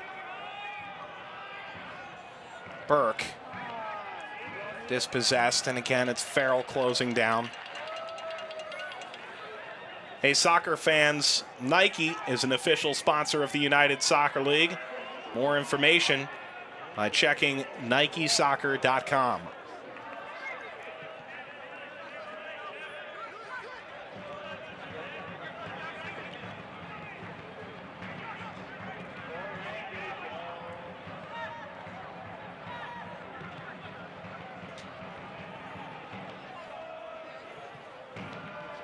Well, it's a vested interest, this Rochester bench, in how the U.S. men's national team do tonight. Not off to the best of starts with Trinidad. Christian Pulisic's dad coaching with the Rhinos. If you watch the 60-minute piece on the young American, as they call him, you would see some images, some B-roll of the Rochester Rhinos being coached by Mark Pulisic. The one thing I took away from that more than anything is he goes, Christian didn't play on 3 different club teams. He practiced twice a week, then he played on the weekends, and that was enough. He kind of worked on his own talent in his own right, and he never lost a passion for the game that sometimes playing a bit too much can do. There's a change on the way for Bethlehem. It's Sekou Kone.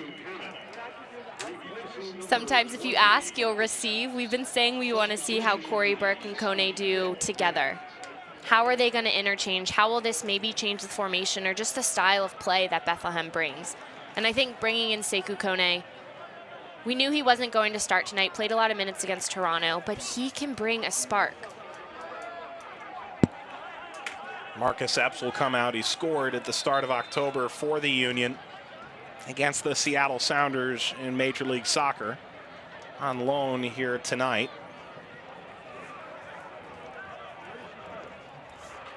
That was his 13th start in USL this year. Sprayed up the wing for Forbes. Trusty ushered it out. Belongs to the Steel in the 66th minute. Come to think of it, with the U.S. national team, this Bethlehem side played on Friday, and now on Tuesday they play during both the United States World Cup qualifiers in this cycle. Rochester has a player waiting to come on, Sofian Turgu.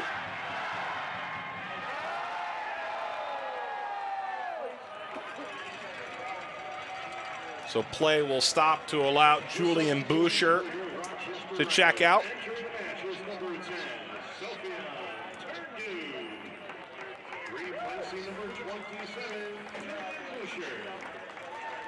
Turgu's 10th appearance off the bench to go with 10 starts. Midfielder from France replaces the midfielder from Germany.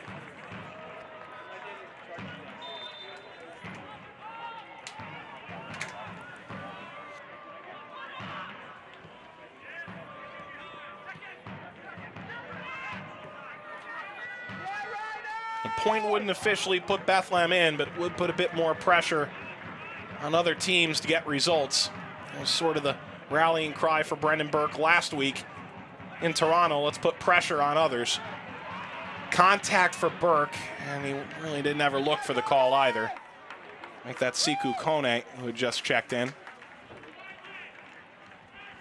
Fans, stay up to date on the latest USL news and information from around the league. Tune into USL Coast to Coast with Mike Watts, Mondays at 9 p.m. Eastern on SiriusXM FC Channel 85. Also, don't forget, SiriusXM FC will air the USL Game of the Week. Please check USLsoccer.com for dates and times. Jones drops back for Pellegrino.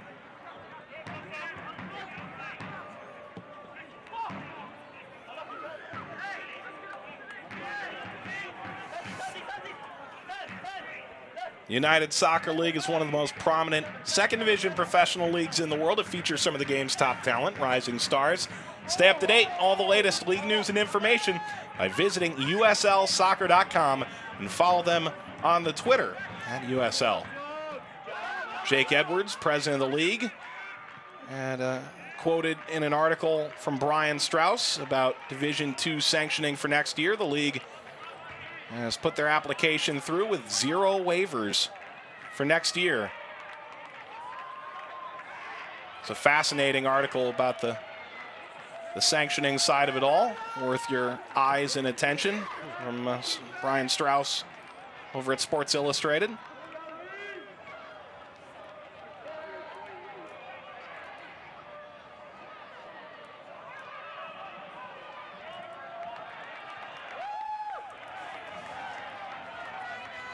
Well, it's a good run out here. Jordan Dover. Cross sent through. Groff, thumbs up for the idea.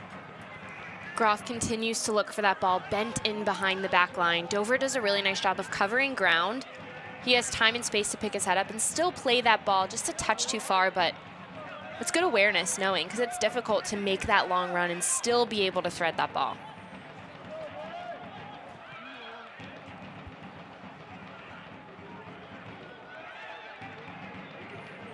Burke cycling back for the ball. He's a bit more withdrawn now with Kone to his left. Burke making the run out of midfield.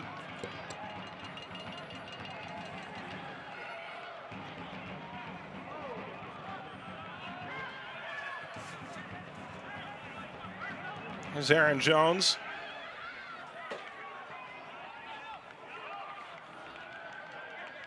Chambers for Santi Moar.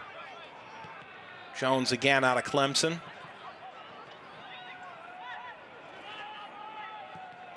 Chambers lifting into the area, headed back, shot was on for Moar. Santi Moar has a bit of a habit to make you kind of jump out of your seat a little bit when he gets into the attack. Anytime he has the ball at his feet or is running onto the ball, it's definitely one that makes your eyes open a little bit more. And he's unique. All the attacking options they have, he in his own right is unique what he brings to the team.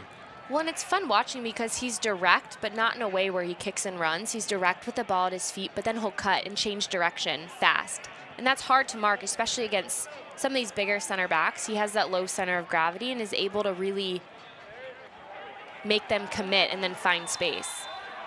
Moar measuring at 5'8". James attempted to play through Groff. 71st minute, Rhinos with the lead going back to the 38th with Groff the goal scorer.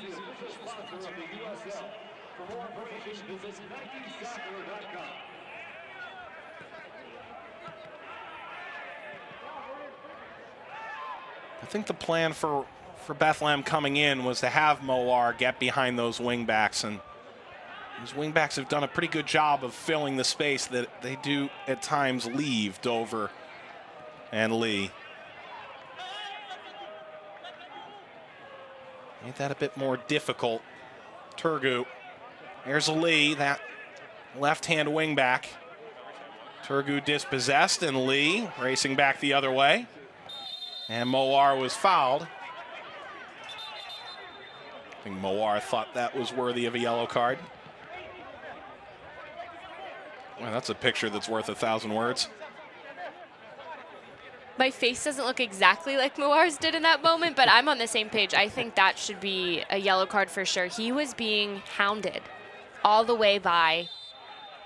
He's so hard to stop, and you see Lee just doing his best, grabbing, pulling him, finally taking him down, but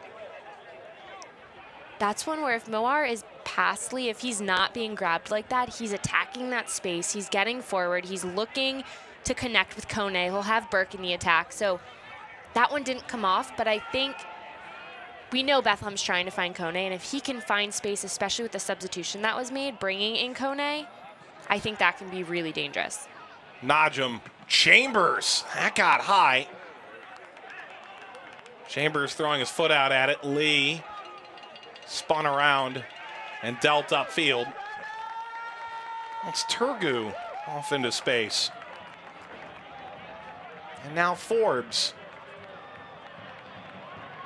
Couple cuts and drives on the inside of Pellegrino. Turgu comes to wall fault. Chips it across. Groff. Johan Groff. He's off for James. His first look was wide. Now wall fault.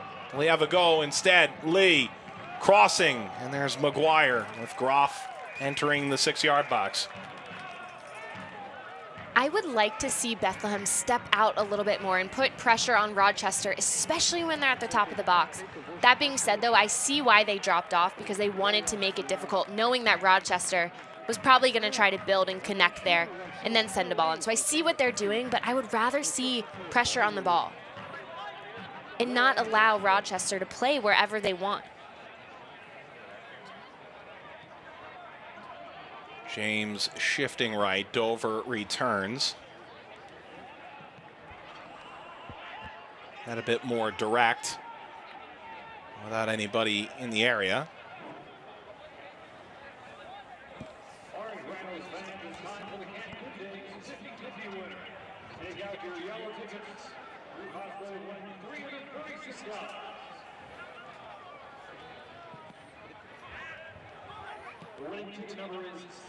You mentioned Forbes and how many meters he's run. I think Johan Groff, with how many times he's entered penalty area, both to attack Bethlehem with the ball and to try and get on the end of crosses, has a pretty good argument to make in his own right. Well, it's Forbes continuing still. Burke fighting out in front of him. I think you can make that statement about a couple different players. A player like Dover, on the other side, Lee. But it's impressive, especially with Groff, the amount of ground that he covers, being that high forward, dropping back and having that responsibility defensively and doing it.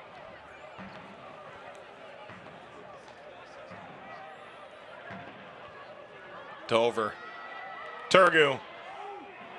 Well, it was dummied. Groff continued his run across, pulled a few defenders with him. Forbes really stuck in.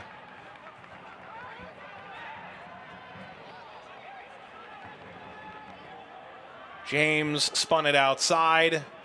Chance for service.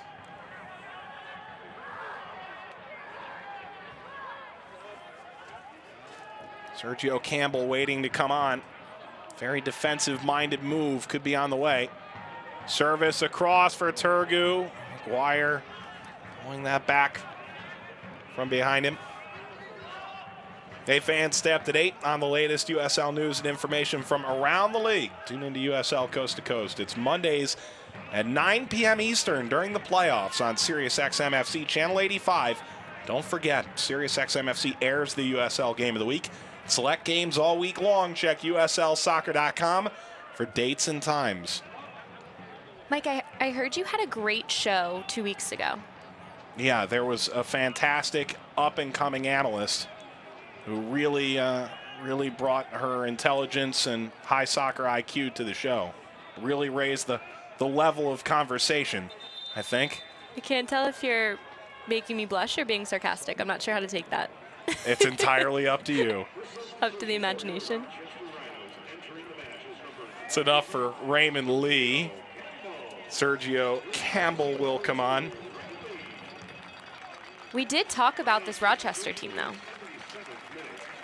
and how hard they are to beat, and how in the playoffs, at least that was my comment, they can make a run because they're so hard to beat. Well, and you just kind of said, the question posed was which team is likely to make a run out of the Eastern Conference, and you sort of said, well, this is going to come out of nowhere, but not Louisville or Charleston or Tampa Bay or Charlotte or Bethlehem, but Rochester of all people, who don't blow you off the page statistically at any real thing outside of goals allowed. But that's kind of the point.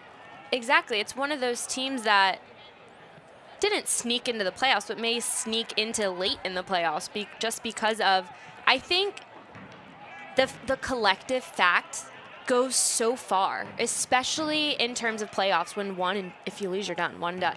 And I think you have to be on the same page mentally. I think truly what you're doing on the field all has to be collective, and they have that. They're bought into that. They play with that, and it's hard to beat that. It's more than just chemistry. It's just really all being on the same page and defending together and attacking together and doing all of it with numbers. I think the person who really blushed about that was Bob Lilly, who had overheard. You see him there, the touchline grabbing the ball. He signed a 3-year extension after the 2015 title run. And that was an unintentional kick at, I think an unintentional kick at the AR on the far touchline. Went off his flag. Krisnenko comes on. Mike, going back to that conversation about Rochester, I want to see them in a playoff atmosphere against a team like Louisville, against a team like Charleston. Teams who have been very successful all year and have that high-powered midfield offense getting forward, strong, deep teams. Really, I want to see how these matchups change in the postseason.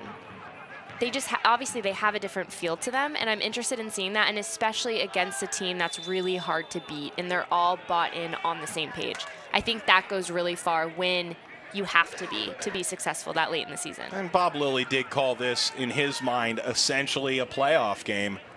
1-0 is how this game likely goes in the playoffs one way or another if Rochester plays the style that they want to play. Jones, ball headed across with some good pace. Nanko giving chase. Jones will throw this in.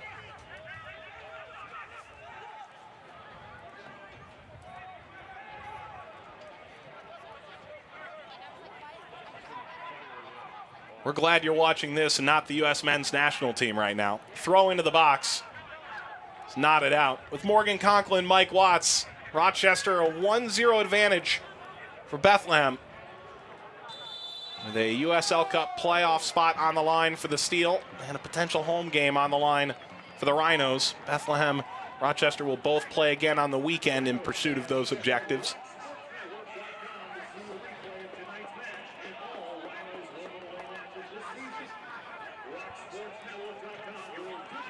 Daniel Lind has started some games, but Tomas Gomez has been the man the last couple of years in Rochester since Brandon Miller moved on initially to Orange County and then to the City Islanders.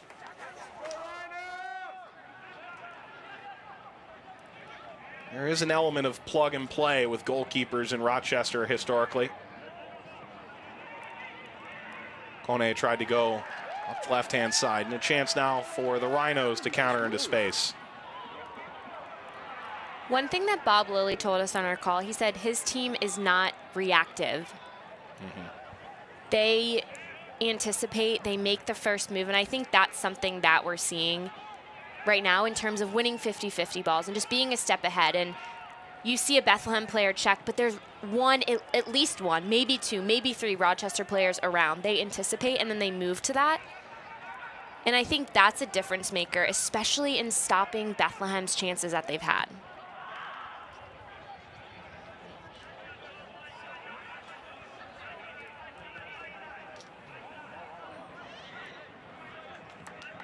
Pellegrino keeping, despite the pressure of Groff. Groff ran right up to the side of Jones, and now Chambers. Still a lot of time left. Ball across for Kone. Got all the way through. Nanko, a heavy touch. Stepping forward, Jones. And now Farrell sweeps it away. Good run up that left-hand side, and service just missed from Burke. Now James leading Forbes. That was one of the best chances for Bethlehem, and it's because they got in behind the wingbacks. That's something that they wanted to do all game, but they got behind and had a clean look behind them.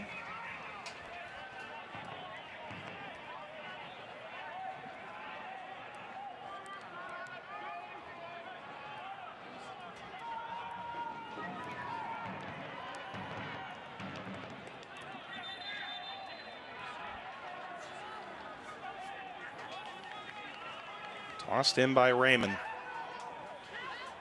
Held by Yarrow. Nanko putting on the brakes and now sprinting forward.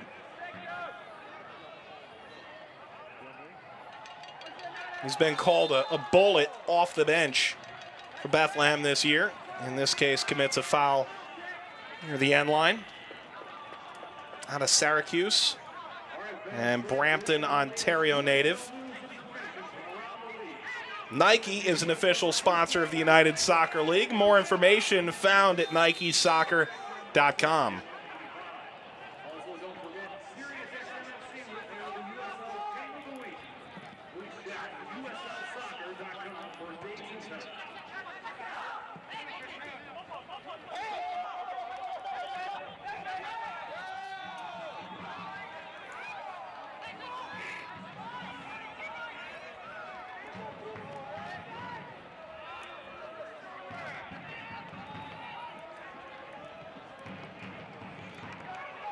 Comes through for Kone, but forgot something in his turn toward net. Najum. Nanko. Nanko attempted to get that to the left-hand side of the box. Something we've seen since Kone has been brought in and then keeping Burke on the field is they're both physical players. They like contact. So they're drawing defenders to them, and they're not afraid of that, and they're able to build off of it and really draw Rochester defenders out. Drop back by Kone for Burke. Did that get over the byline? Well, it's a throw in the end. Bethlehem getting a bit closer of late.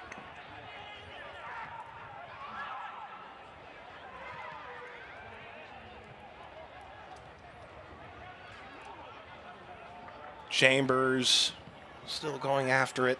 Lifted out by Pratzner.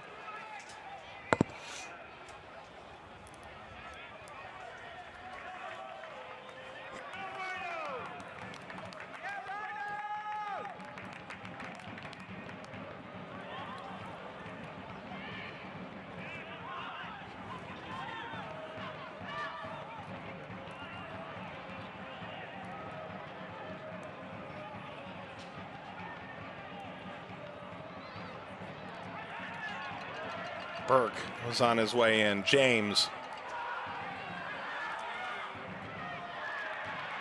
James pushing ahead.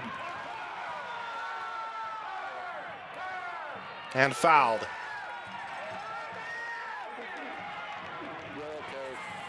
Oh, we haven't seen many of these so far tonight.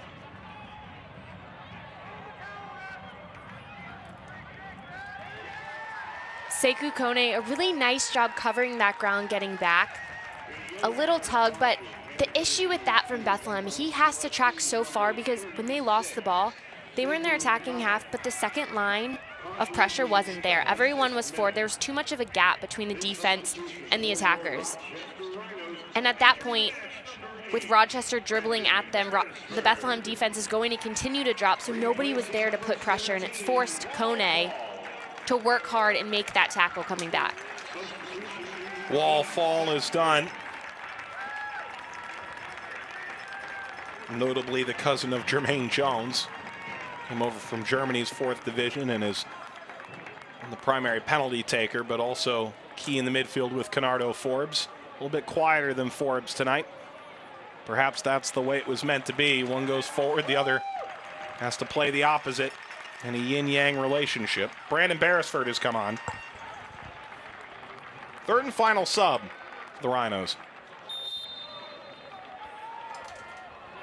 Sekou Kone, his 10th goal last time out against Toronto. Yellow card here tonight. Hugging every coach on the bench on the way down. 10 was the goal. He's reached that. There's other goals still to be achieved for the Steel.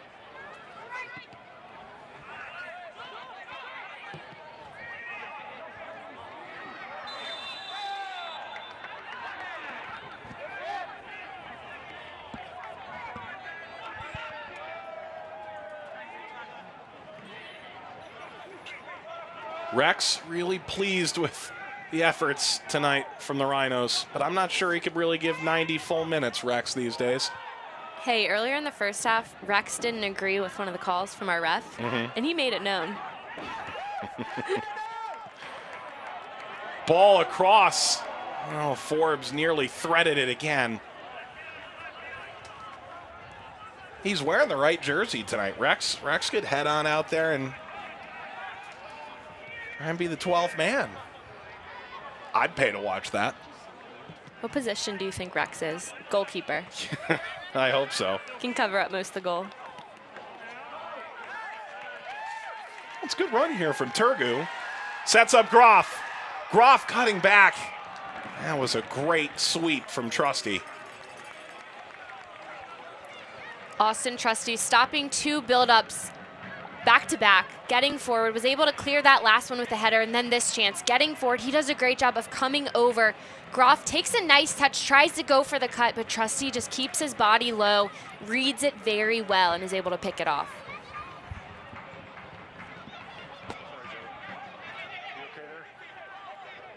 Throw to Rochester. Fans, as a reminder, the clock will stop at the 90-minute mark. Stoppage time to be kept on the field.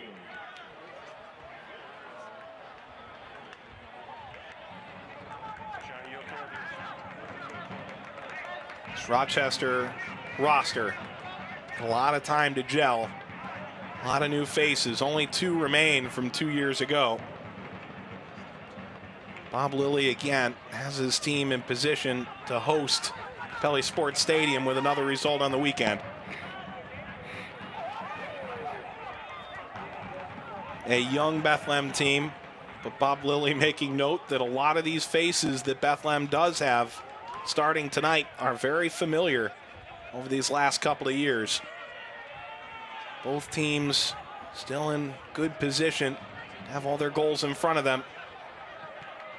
And the playoffs start on October 20th. Campbell put his head to that. Beresford, 3 minutes of stoppage time.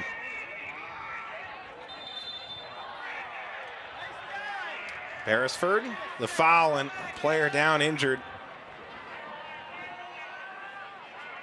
Trusty's first touch is a little much and then just gets caught under the ball.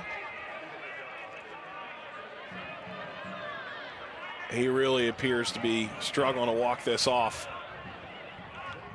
After that initial reaction, simply positive that he is walking this off. Ball lined ahead. It does get a punch from Gomez. Clearance as far as Yarrow. Good breakaway for Turgu.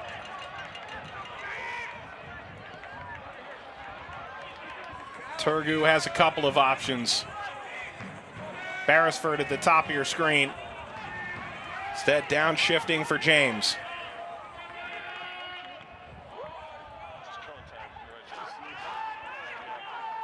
Oh, Rex looks none too happy about that. Goal kick to McGuire halfway through stoppage time.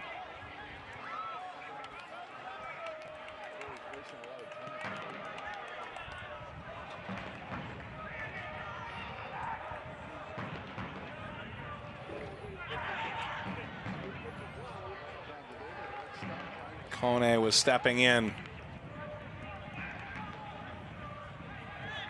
Couple juggles, and now Canardo Forbes with pace up the far touchline. Cutting inside, now weaving back out.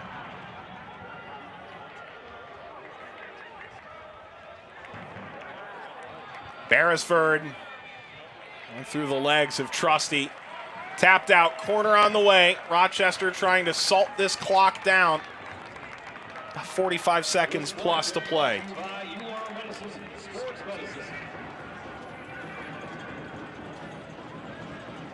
You want to talk about game management. Rochester right now is really managing this quite well.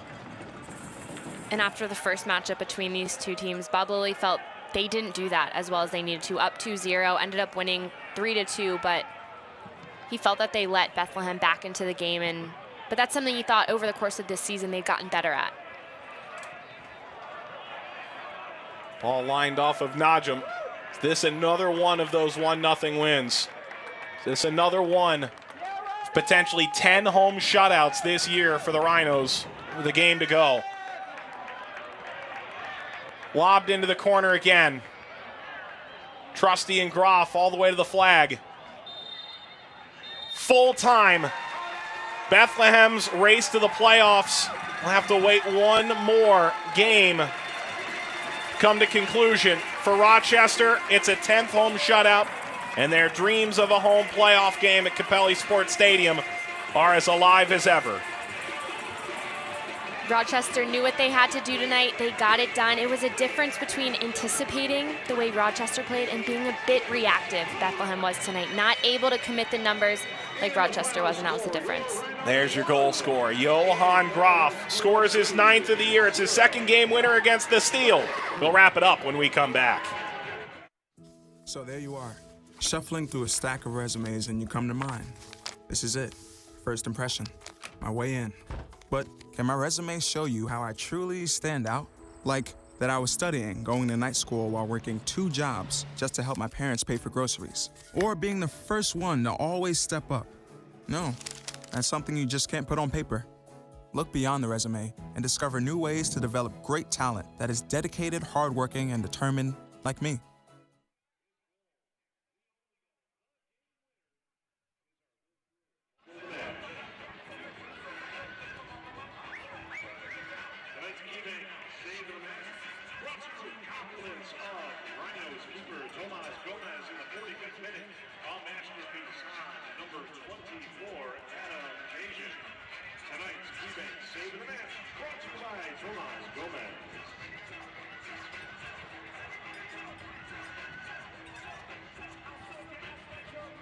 Rhino fans, since your Rhinos won tonight, Papa John's is offering 50% off all menu items tomorrow.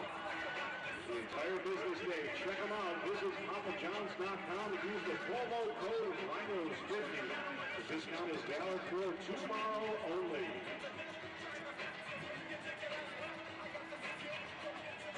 Once again, fans, you can join the Rhinos on the field. Coming up in just a moment for the most Southwest Grill meet and greet. For Rochester, 3 more points. They are that much closer to reaching as high as 2nd in the Eastern Conference standings. A shutout win at home. Bethlehem falls with a chance to clinch. 1-0. Back with Morgan Conklin for the post-game wrap-up. Mike Watts.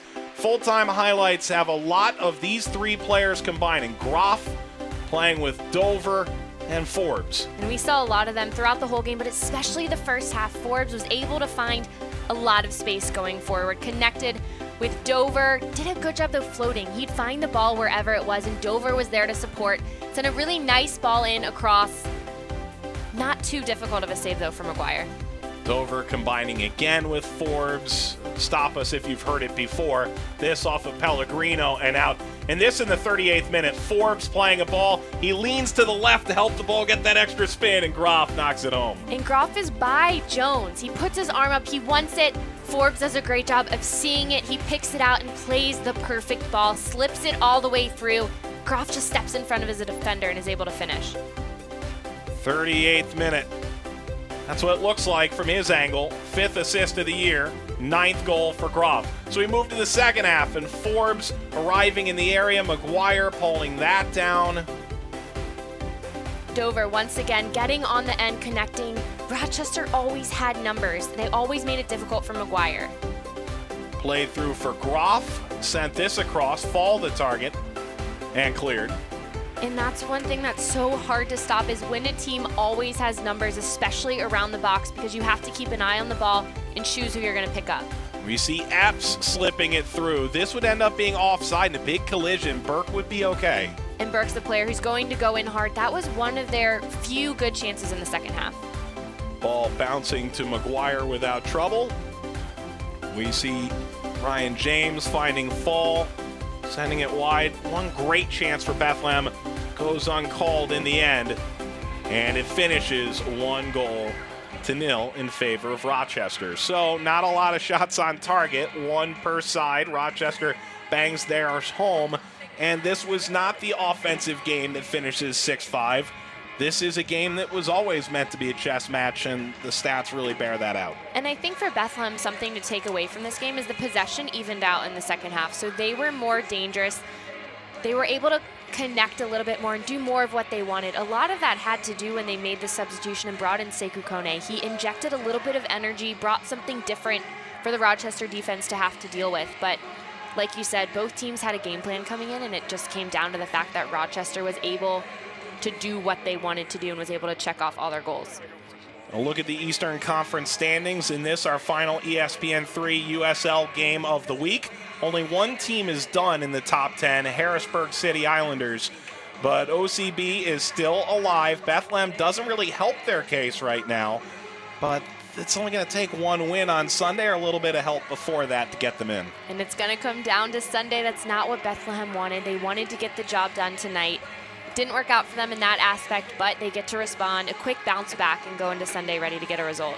We've had a great crew all year long in our ESPN3 Game of the Week. We're thankful to the folks at Vista WorldLink and around the country for helping you bring games and show you what Rex looks like from this close an angle. For Morgan Conklin and our entire crew in Rochester, producer Abel Ponte, director Tom Piro, and Manny Simone. Mike Watts saying so long from Capelli Sport Stadium. Forbes, a dagger, sending it through. Groff scoring his second game winner on the year against Bethlehem. It finishes tonight. Rhinos 1, Steel 0. This copyrighted telecast of the United Soccer League may not be retransmitted, rebroadcast, or reproduced without the express written consent from the United Soccer League.